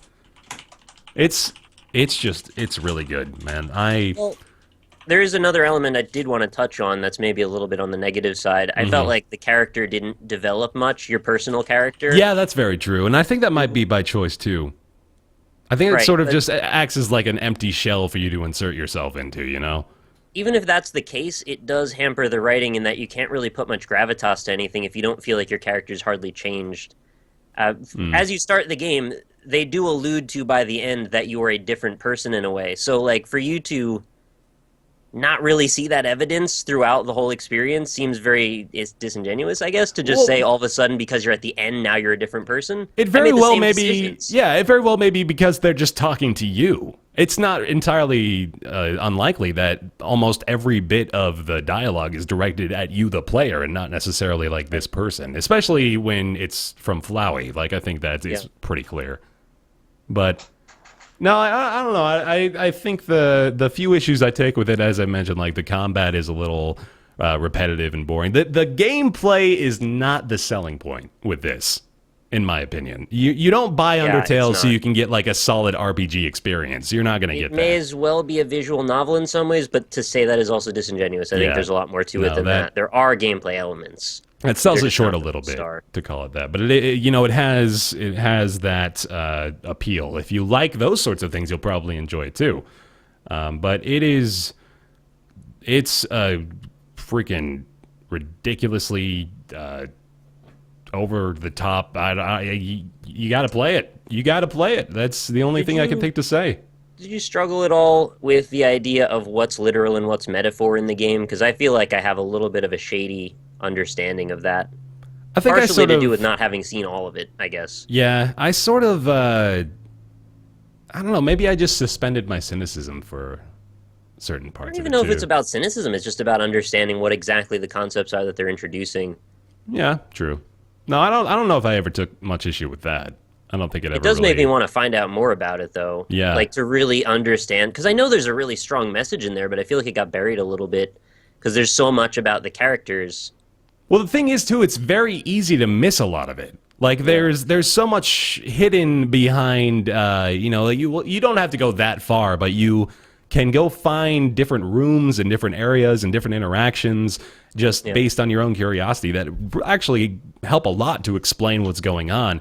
And like you mentioned, I was kind of inclined to seek out information for myself and try to figure out what was going on with certain characters and how things really worked in this world. Like, the first time I played through as well, I really didn't try that hard to understand everything. I just sort of went along for the ride. And then I got very curious, of course, after my first playthrough. But it doesn't require that much investment either. That's the thing. Is like, you can easily just play it one time and more than likely want to play it again, but also probably just be satisfied playing it through it once.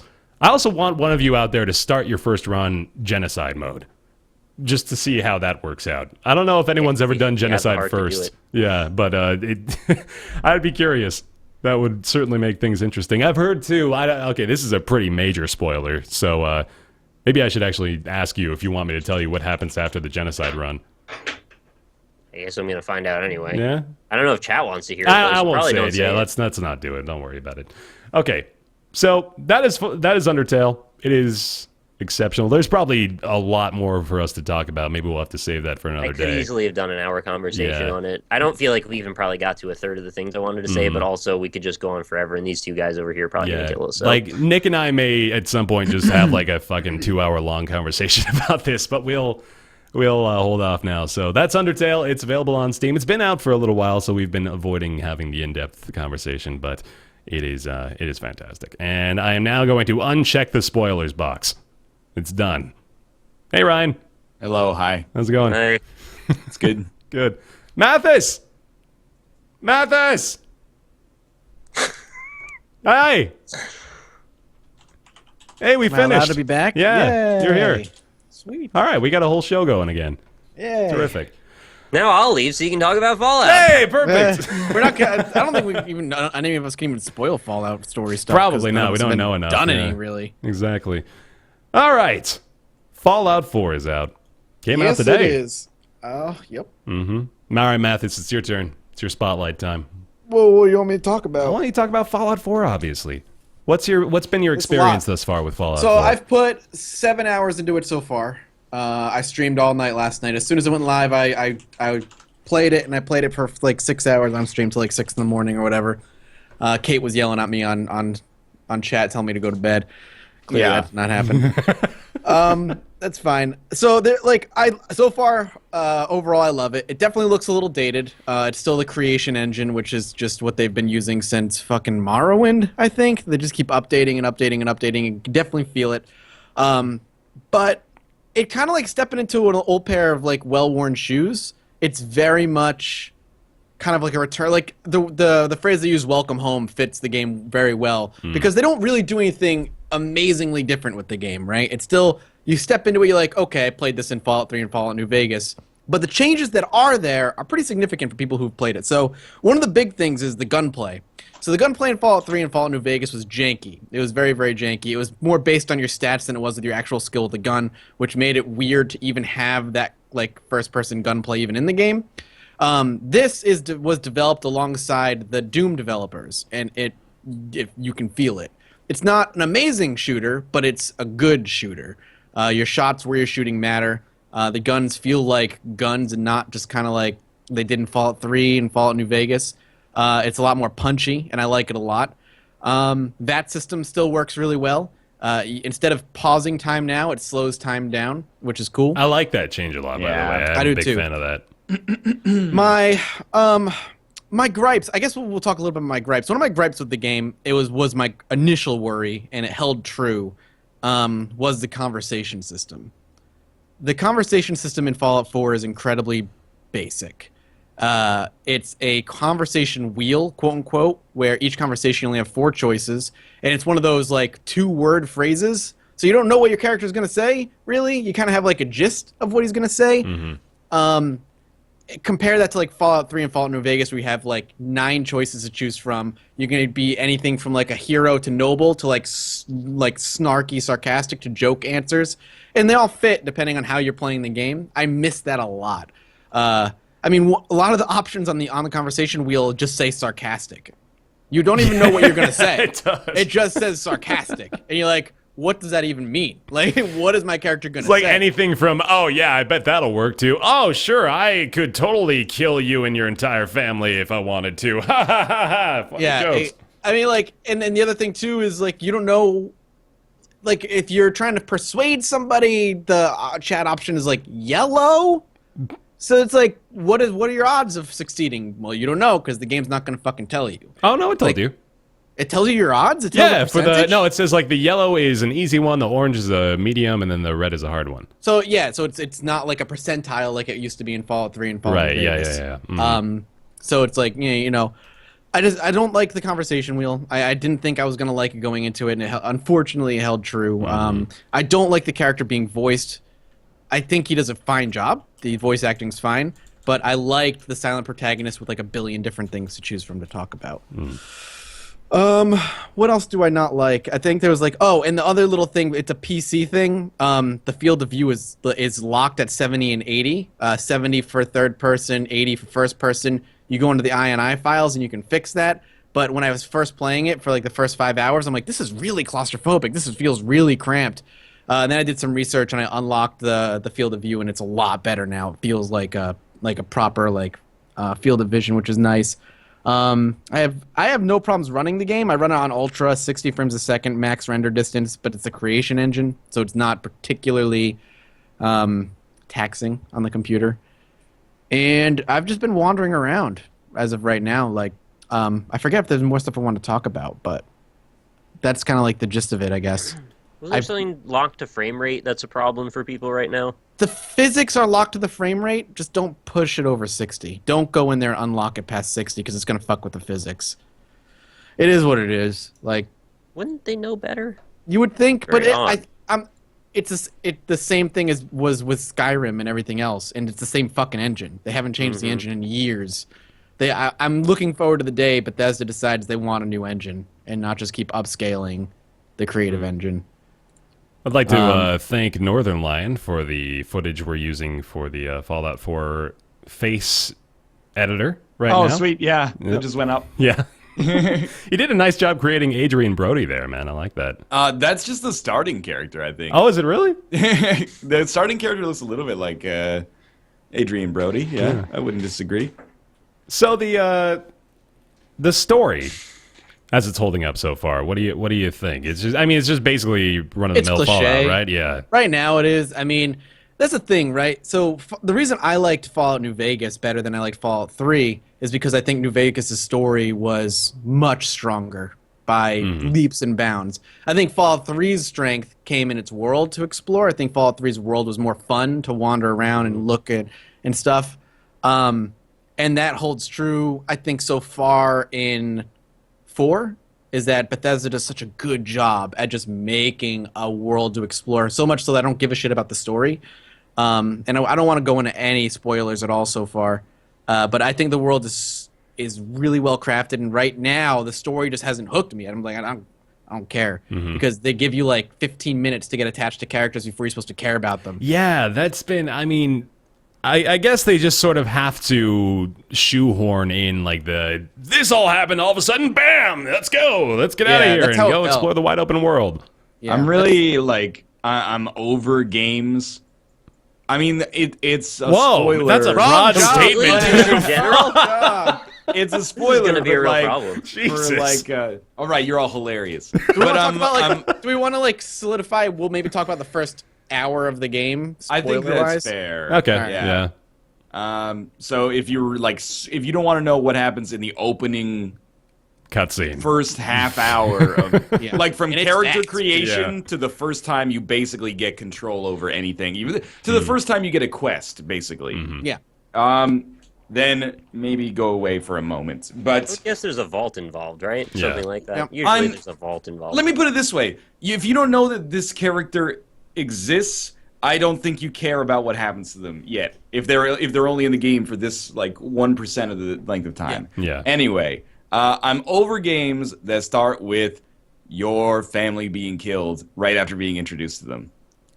I'm just how many games is it I'm just doing what I do in my normal life. I'm a medieval farmer. Oh, I'm a Lord of the Rings man. And then an evil person just murders your spouse. And you're like, oh, there's my motivation for the whole game. Someone killed my spouse. And you're like, I agree with Mathas. I like that New Vegas started with kind of a revenge plot, but in a different way. That it wasn't just hey, it's Fallout, here's the Fallout-y stuff starting. Instead, it was just kind of you're in the world, and here's your story within the world. Whereas Fallout 4 so far, a little bit more super cliche, video game movie style. Yeah. New Vegas was great in that, you weren't a vault dweller. You're a dude who lived in the apocalypse, and your motivation is someone trying to fucking kill you. Exactly, It's personal. This is I wish they'd given us more time in the pre-war world to get attached to that world, because they're make a character. Here's the pre-war world for literally 5 minutes. Get to the vault quickly. We're gonna blow everything up, and it's it. You barely get to see it, which is a shame because I want to know more about that. but they nuke it so fast, and it's really controlled too. You don't have control over the pacing of that opening. That opening, the minute your character is made, it's done. Like, it's going to happen at the speed it's going to happen, and you don't have a choice over it, which is fine. I find it funny too, like, because your character, again, it's not really a spoiler because it's in every fucking trailer and is in the announcement, is a pre-war character who somehow makes it, to the post-war. I like it that he gets out into the post-war world and he just kind of accepts everything really easily, which is like, he doesn't even ever question that bottle caps are money. Like, the first quest you get, he pays you in bottle caps. Like, he just gives you bottle caps, and your character's like, I didn't want to be paid for this. It's like, how did you know that was payment? He just handed you a bag of bottle caps, and you're used to using dollar bills. That's fine. Like, there's no comment on that at all? And all right, you know how to use a laser musket because that's something you've seen in your lifetime before.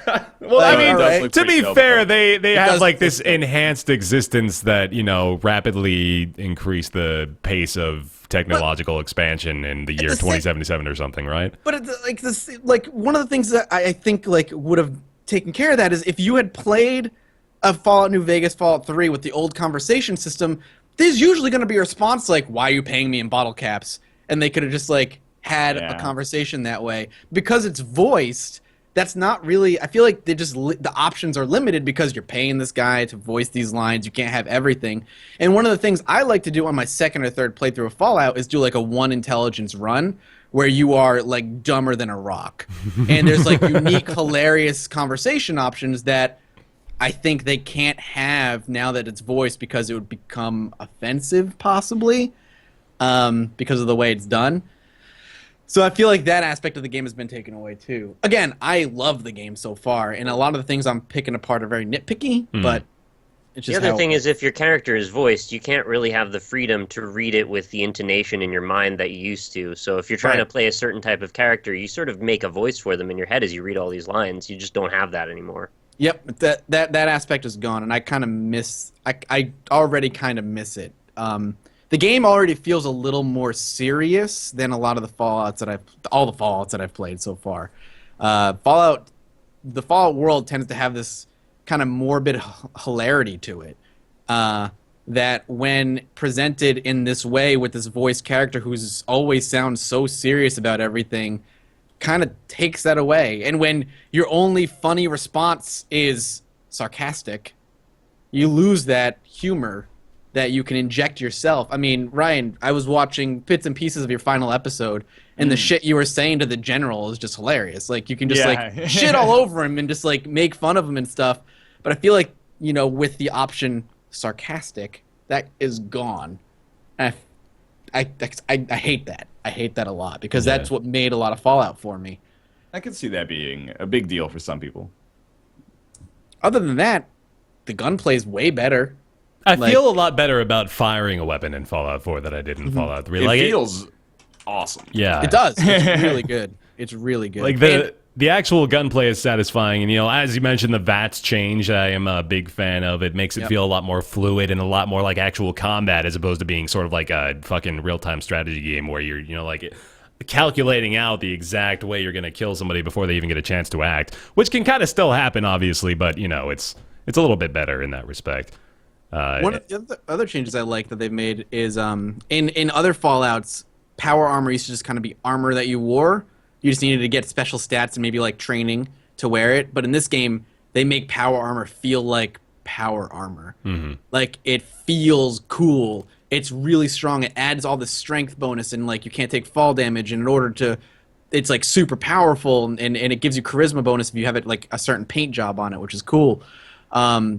But the way they balance that, because it is super powerful, is that you need these special fuel cells to actually power it up and use it. So they kind of like, and it makes getting into the armor, like using the armor, feel like a special occasion, right? Yeah. It's like, all right, this guy's gonna be fucking hard.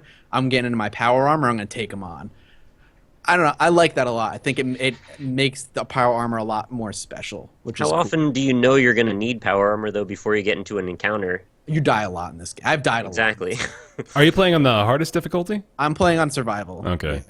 Because another one of the changes they've made to the game is the addition of actual like rare loot can show up in the game. Legendary creatures can show up, and they're much harder, but they drop rare, more powerful loot, Borderlands style. Yeah, I was gonna say they Borderlands it up a little bit. Yeah. They show up a lot more in survival difficulty because they're way fucking harder. I forget the point of it, what I was saying, but I like that aspect of like rare loot showing up, and the crafting system I'm having a blast with, because you can specialize your weapons and specialize your armor to your playstyle. Like the first thing I did was I took my laser musket, I removed the short, like what is it called? It's not the hilt, but like the thing you put up against your shoulder. Oh, the stock, yeah. I made it like a longer stock and then slapped on a sight on it. So the laser musket became like a laser musket sniper rifle for me, which is my preferred kind of play style. And you can do that with all the weapons. Like I found a Magnum rifle, like a Magnum gun that was been modified with a bunch of stuff to make it like a rifle gun at the same time. It's crazy. You can do all kinds of cool things with the weapons. You can tear them apart. You can put them back together. You can make kind of anything. It's Can really I make fun. a crossbow that shoots knives? I haven't come across, but I know you can make a gun that shoots teddy bears. Oh, That's pretty okay. good. Well, they had It's a little better. derivations of like the Fat Man and stuff in the old one, right? So it's sort of like that. Yeah. My problem with Fallout 4 is that, and I like it a lot so far, but I super do not give a shit about / hate with a passion the like settlement management aspects. Oh, really? Yeah. I was just about to. I hate it. Okay. You can ignore it completely, though. I accidentally triggered a side quest, and it was like, hey, build like shelter. So I built a shelter, and I was like, that was kind of fun. And I was like, make wells, and I built some wells, and I was like, that's pretty fun. And it was like, we need some food, and then I planted like one too few crops, or I didn't assign the farmers properly, and then I had to wait like 3 in-game days for a melon to grow, and then replant it, and then assign another farmer, and they're like, all right, you did it. And then immediately I just like scrapped it all. I don't care if these people die. I actually don't give a shit at all. Like, Man, the fact that you can avoid it is good, but being on that quest, I was like, ah, fuck. Yeah. I hate it.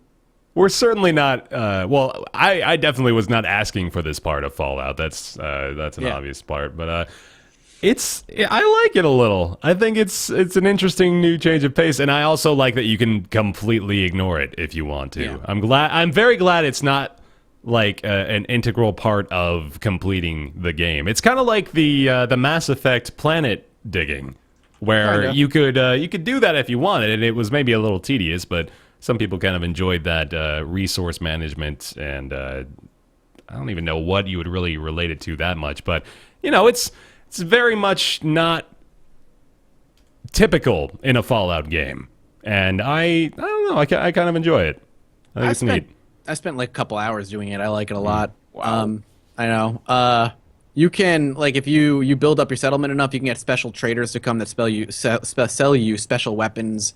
So there is a reward for doing it. It's not just like, but it's done well. Like, I like building up defenses, and I like building like houses and stuff. I think it's really fun. I enjoy that aspect of it. It's a little janky, controlling it with a mouse and keyboard. I don't know how well it controls on a controller.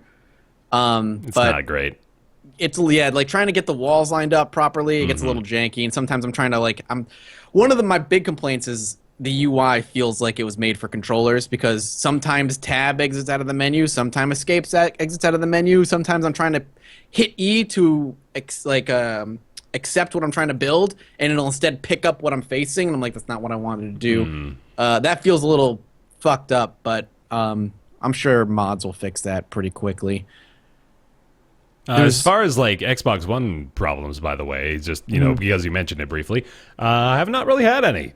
I heard a lot of horror stories about the technical Stuttering. limitations, and stuttering and frame rate issues, but it's looked really good on my Xbox One so far. I've played about 2.5 hours, and I've had a few issues. Like I've had some voiceover overlap, and I've had a couple of weird texture glitches, but nothing that's like interfering with my ability to play the game. So thus far, no problem on console from my end at least. It's probably the most stable Bethesda launch I've encountered so far. Yeah. I mean, I know there are bugs around, but I played for 7 hours with no crash at all. Yeah. And I encountered no major bugs at all. That's Given the very good. climate of PC releases in the last year or 5, Right. the game actually starts. That's pretty cool. I know that's good. It runs. The only things I've seen is like your companions sometimes warp to you, but I'm like because they get stuck on walls sometimes. Yeah. But I'm like whatever. Yeah, that doesn't bother me that much. Remote like my companions are negligible for the most part anyway. I'm like whatever. I'm keeping you around because one of the things they changed is karma is gone as we know it. I didn't even think about that. Yeah. The way karma works now is it depends on your companion who's following you. Your companions like or dislike certain actions that you do.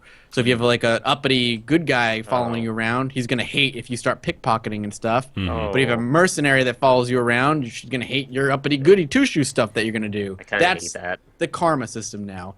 Karma in general doesn't exist like it did in Fallout and Fallout 3 and Fallout New Vegas.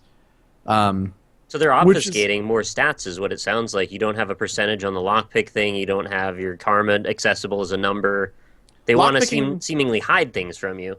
Lockpicking is essentially the same as it was. The other thing they got rid of and changed is the perks and stats. When you level up, they've merged it all to one tree, which I'm okay with.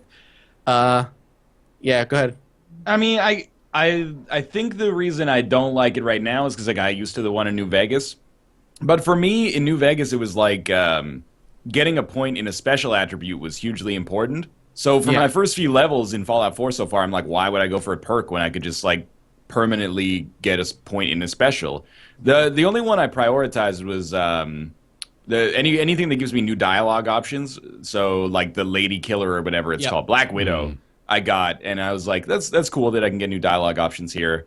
But apart from that, I'm like, why wouldn't I just like level up and just crank all of my specials up to like at least level 5 or 6 before I do anything else? Yeah, maybe that is the way it's meant to be done, but I don't know. Kind of seems like it, yeah. I mean, it doesn't really ever. It doesn't give you a huge. I don't know. Like, it doesn't really guide you along that path, you know. Like, it just sort of says, like, you know, you can do whatever you want with this, and the real point we're trying to make here is play the game. Like, it just sort of sends the special thing off to the side a little. Can you skip having the dog with you? Yeah, absolutely. You can just leave him back at home. You can. There's actually a perk that you can pick up that you do bonus damage when you have nobody wandering around with you. I might do that. I don't like that that's tied to the charisma tree, though. Yeah. Because I was like, what's the level 3 charisma ability? It probably is awesome. And then it was just like, if you don't talk to anybody, you're strong. I feel like... Nope, it's gone. Don't know what I was going to say. If you have no companion... If you have no companion, then how do you balance your karma? You don't. Doesn't matter. Yeah, I don't think it matters. That's what he's talking about. The karma just doesn't really matter anymore. You can be completely morally empty and doesn't really matter. So you're actually being rewarded to not carry around a dude who is an escort mission. Well, the companions, the more you do things they like, the more they open up to you, and the more they open up to you, the more they have their own personal story and quests that go along with them. So you're missing out on that. So there's side quests in the guise of a personal stat. Yeah, just like Mass Effect. Mass Effect was the same way, essentially. Like they all had their side quests. If you, it's the way it worked in New Vegas, right? Like, yeah, Boone just kind of follows you around. Like in New Vegas, I murdered the entire NCR, and then Boone was still like, "What's up?" Like sometimes you'd go and you'd like walk into his room, and he'd be like, "Get the fuck out!" But then when you talk to him, he's like, "We ready to go, boss?" And you're like, all right. Like, it's always been kind of loosely coupled like that, I think. But I think, like, just Bethesda companions in general are just sort of like that. You know, they're not ever really an integral part. They just sort of either tag along or are non-existent. Yeah. Which I actually like. Like, at least from playing through New Vegas, I was like, I like that you're not being forced into, like, an archetype. And instead, you can do whatever you want. And people will get, like, mad at you, but they'll be like, yeah, I mean, you're here to play the game, so I'll still follow you around. Right. I just don't like when you're accidentally pissing off people that you don't understand what their triggers are, what makes them upset at you, and then what the implications of making them upset are going to be. So it's like a spiraling series of events that I can just avoid by not dealing with it. So far in Fallout 4, the companions I've come across, it's pretty obvious what they like and what they're pretty telltale about what they like and what they don't. Can of worms. That's true. Telltale's tales from the Fallout. There you They go. also, like, for the most part, I don't mind the changes. I have a couple of complaints about them. Like, my biggest one is just the conversation one. But other things they've changed too. I like the way radiation works is totally different now. Mm-hmm. Instead of it being like radiation poisoning that goes up and you have to manage it, it's like as you take radiation poisoning, your max health goes down. Dark Souls I like style. that, actually. And yeah, I do too. And it actually makes radiation a lot more punishing for like lingering a high radiation area for too long without protection. So you just have to take Rad-X or Rad-Away to make it go back up, and then you stim pack yourself. But I like that change. Like, Yeah. I think that's a good change. It makes radiation simpler, but also harsher, and I'm okay with that. Makes survival mode a lot more intense too, because you have to really Yeah. think about where you're going, not just what Yeah. you're doing.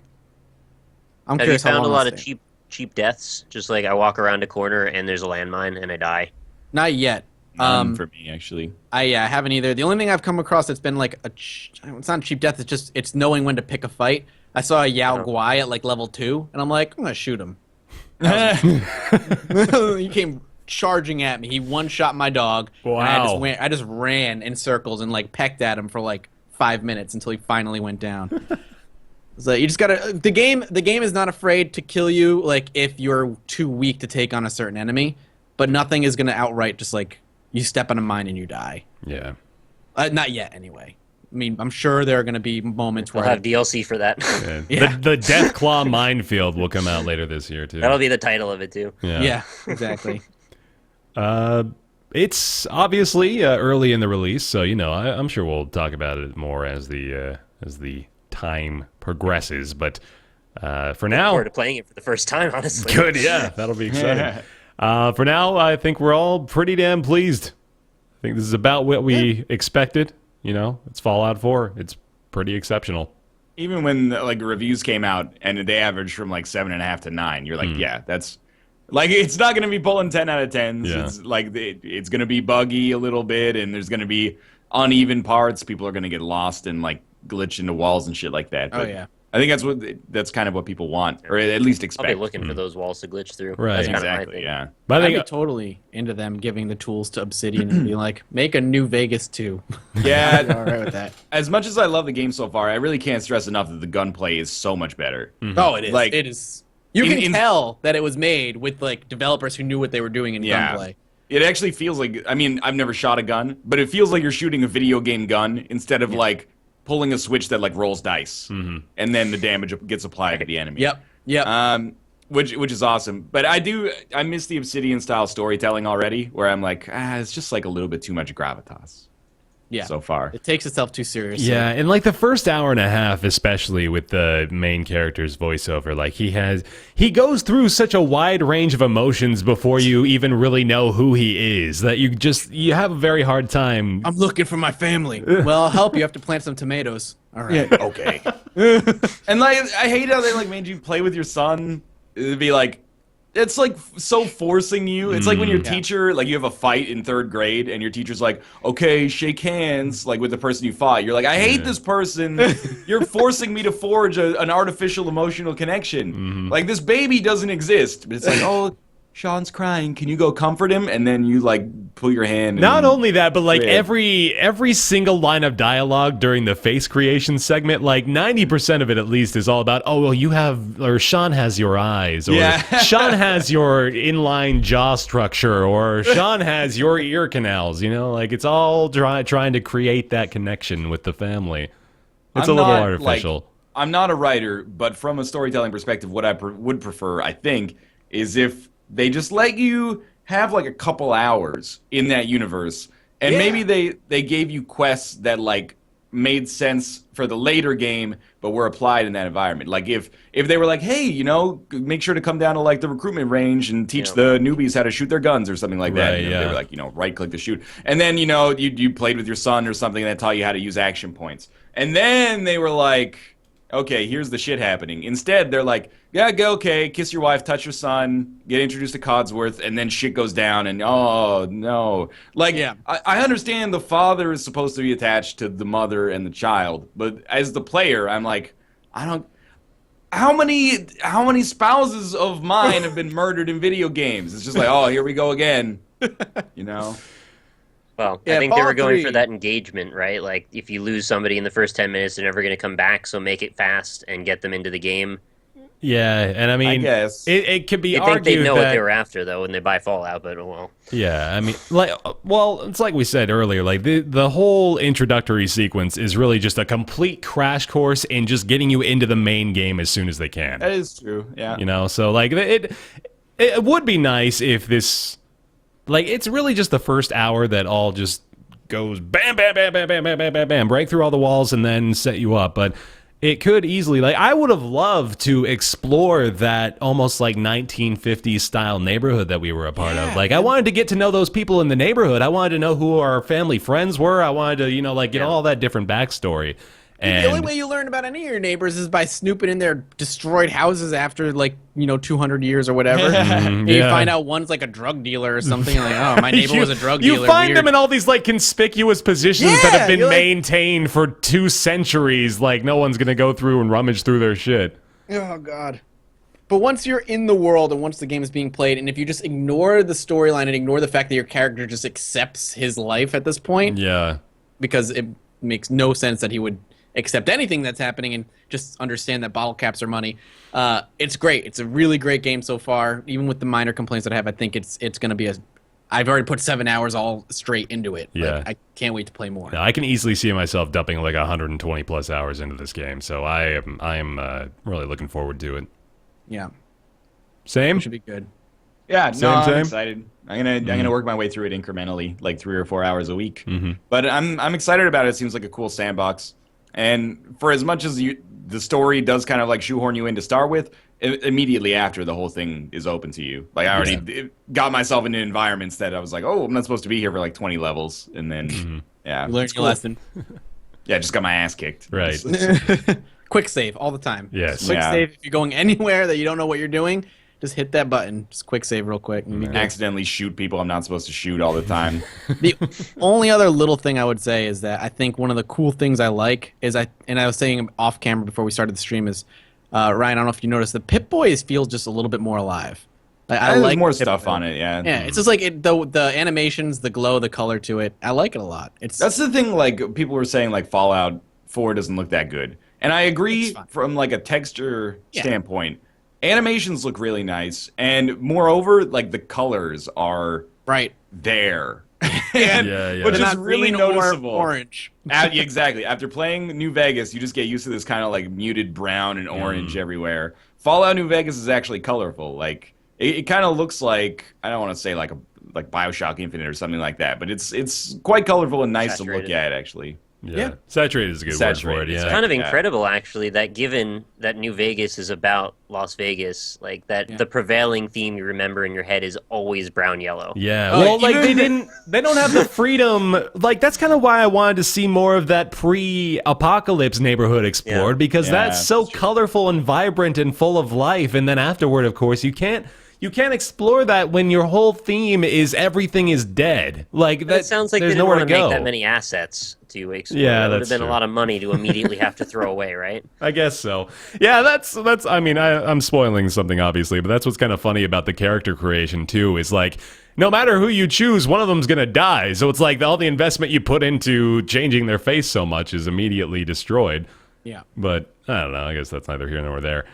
I think bottom line, it's everything we wanted it to be for the most part, and And it runs. you'll probably be playing it. Yeah, it runs too. That's very important. It's like I said, I really believe it's probably the most stable Bethesda launch I've seen. Yeah. Set a record for most concurrent players on Steam today. Wow. Yep. How many? In one day. Yeah. How many? What's the number? That's a good question. You guys. Well, while we're waiting on that, I am going to go ahead and segue into everyone's favorite segment. It's Ask Roundtable. Yeah. Ask Roundtable today. 360,000 Jesus, that's big. on a 360,000. Tuesday afternoon. I Yeah. haven't even gotten home from work yet. I was going to say, everybody's playing at work. That's nuts. Oh, wait, okay. It doesn't have the title for most played, concurrent played ever. Dota 2 has had over 1 million players at once, but the most Yikes. played non-Valve game on Steam. Non-MOBA. Yep. And that's weirdly like an important caveat. Yeah. Yeah. Dota 2 has literally or triple, I guess, but Yeah. still. All right, anyway, Ask Roundtable. Question today is from Joseph, and I apologize for those weird screen regions. What is, in your opinions, the best and most interesting game of your genres of choice? Genre or genres of choice? Let's start with Nick. All right, mine's pretty easy. I really like Super Meat Boy a lot. It's kind of the definitive platformer for me. I've don't played say. platformers my whole life. Yeah, this is not surprising to anybody, I'm sure, but I feel like it's the one that was the best done. Despite, it has bugs and stuff still, but it's really smooth. It's really just micro, bite-sized. It's like a summation of all of the indie game culture of the time put into one game that's really accessible, but also really difficult and hard to master. And I've put hundreds of hours into it, and I'm still not bored of it. So that's got to count for something, right? Yeah, Oh yeah. I really like Super Meat Boy. probably. Mathas, what do you got? I was going back and forth. I was gonna say, why not? I'll pick my genre. It'll be open world games because I'm really into Fallout right now.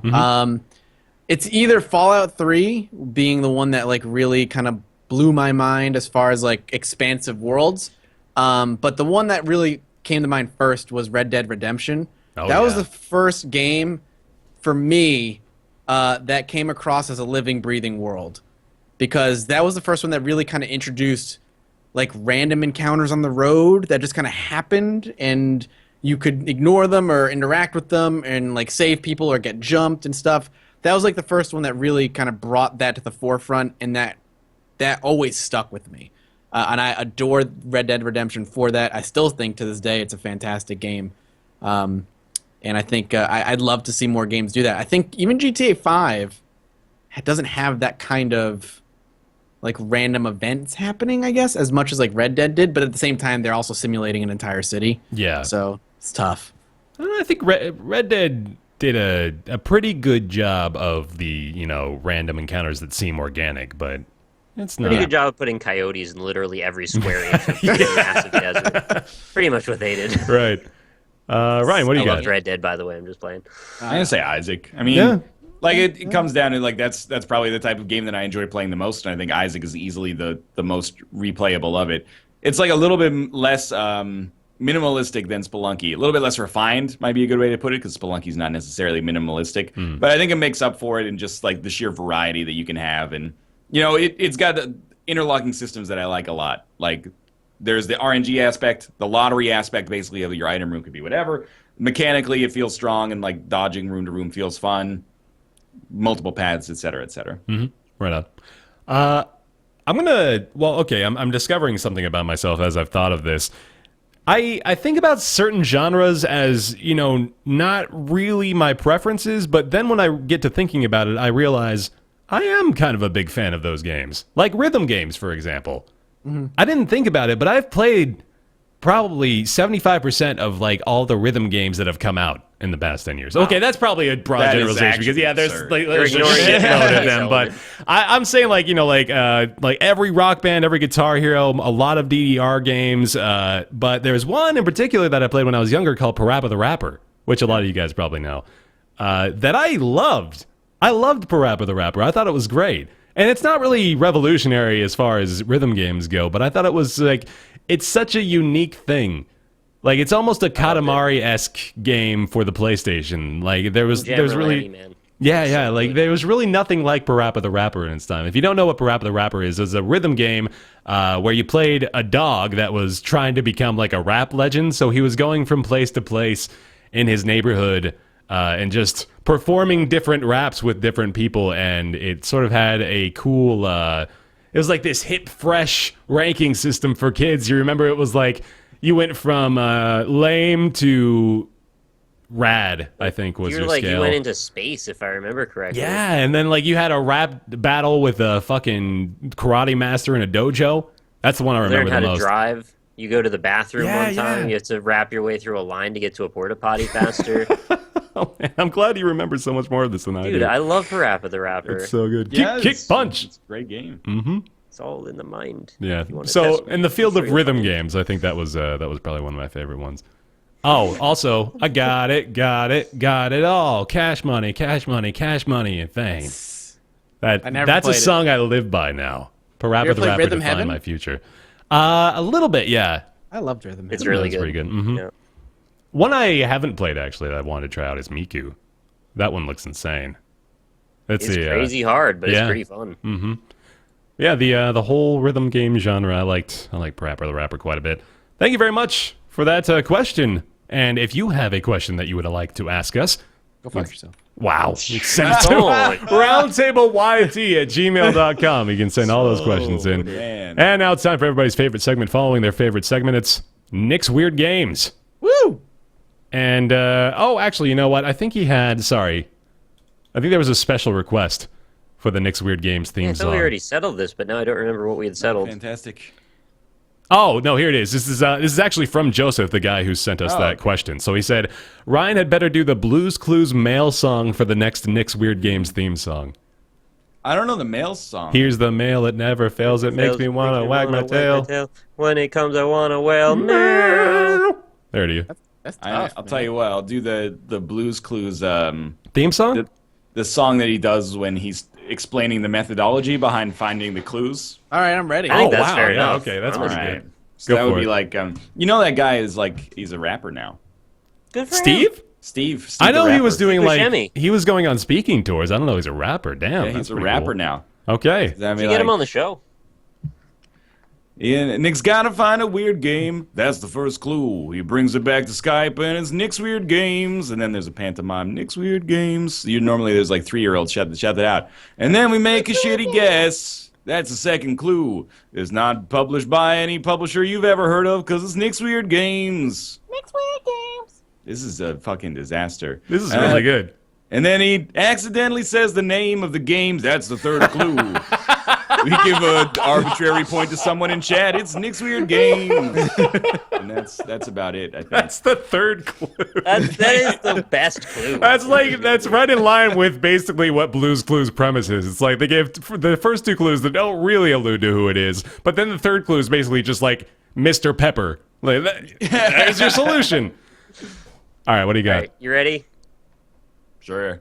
Really, really kind of funny that you chose to talk about what you just chose to talk about before this, because it actually plays very well into that. Oh, good. Is it Parappa the Rapper too? It's not, Oh. but it is a Fallout PS2 1? game. Ooh. Fallout Tactics? Oh, Please, what? keep going. I'm sure you'll get it eventually. Oh man, I misread your face as how did Mathas guess it again? Yeah, no, I the best rhythm game that I'm aware of is Fallout Tactics. All right, good, it's a PS2 Is game. it Rez? It's not Res. We already Okay. did that one once. Yeah. Is it frequency? PS2 game. I'm going to get further than this time. Mm-hmm. Also available on PlayStation Portable. Came out in Japan in 2001, North America in 2002. Mm-hmm. I was developed by firework game. Koei. Is it Patapon? Koei and Inis. INIS. Koei is the Is not Dynasty Patapon. Warriors team, isn't Is it? that weird firework game? Is not that weird firework game, but I know which one you're talking about. All right, good. As long as you know what I'm talking about. So it's got a kind of a cartoon, weird style to it. Okay. A little bit different. Not in the way that Parappa looked, but a different kind of direction entirely. Keep an eye on chat, by the way. Remember. Oh, don't. right, I forgot to be I'm sure. not. Well, we're not cheating. looking, but Nick's This is what got Nick's me into keeping an trouble eye out. last Yeah. time, so I think I'm not going to do that. Okay. right now. I'll go back. Yeah. It's got a cartoony look. It's only single player. Okay, and it's a rhythm game. Wait, actually, that might not be true. I was only aware of the single player, but there might be multiplayer as well.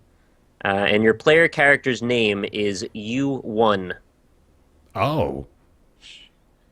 Every game I They play. give you anything? It's not Space Channel 5. No. Okay. Did that ever come out on PS2? It might have, actually. All right, Yeah. give me 2001. American You Idol face karaoke. various opponents in musical battles. Yeah. Is it Rhythm Heaven? No. In each level, both the player and opponent have a life bar. Is it Elite Beat Agents? Nope. No, it's wait, not a DS cartoony? game. I don't think I know this one. Is it? There's another. There was a. I remember GameStop. There was. Yeah. That was sooner. It than, was that- reasonably regarded as, I think, somewhat rare. Yeah. I don't think it's a yeah, super it was common expensive. game. Is there a guitar, like a guitar guy? Yeah. Is it fuck. Mathis knows what it is, but he's going to Yeah. struggle to come up No, with the no, title. no, no. Give me a second. Guitar. Oh Work it my out. god. You're Oh, so no, close. is the first word guitar? Man? Guitar Man. Guitar Man. That's it. Yeah. God. Nice. I want to give that to Mathas. I know he had it. No, that is Mathis' I point remember for sure. seeing it on the shelf. And every time we had it, and it only came like once in a while, it was expensive. All right, show me the box Rare. art. Box art is here. I believe our winner today is... Yeah, that hang on. weird fucking writing, Yeah, man. That man. was cool. First one I see is Dork Fang, it looks like. I'm sure chat was freaking out. They were like, it's Kataru, man, you idiot! For quite a while, they didn't have it dead on. But yeah, then it kind of broke the floodgates. Did you say Dork Fang? Dork Fang. Dork Fang, well done. GameStop gets you introduced to a bunch of weird fucking rare shit I sometimes. bet, yeah. I bought hundreds of these. I got like 250 PS2 games because I just couldn't stop buying God. all the weird ones that We're came not in. gonna- We can't do that many episodes of this podcast. It's like Well, 5 they're not years. all rare. I mean, some of them are like Jack and They're not all rare Daxter. Pepes back there, but some of them. Yeah. Awesome. All right, we got another point. Congrats, Mathas. Well done. Thanks. Have you been the only one that's gotten any points? Yep. I think it might have something to do with that GameStop background. Gotta be. Could be. Starting to And seem Ryan like not giving a shit. it. He's tried, man. No, come on. He was giving it an effort. All right, that's the show. That's We're it. done. Go play Fallout 4. Do it. Yeah, seriously. I want to thank our patrons. I also thought Nick meant that he had 250 copies of Guitaru Man. Oh.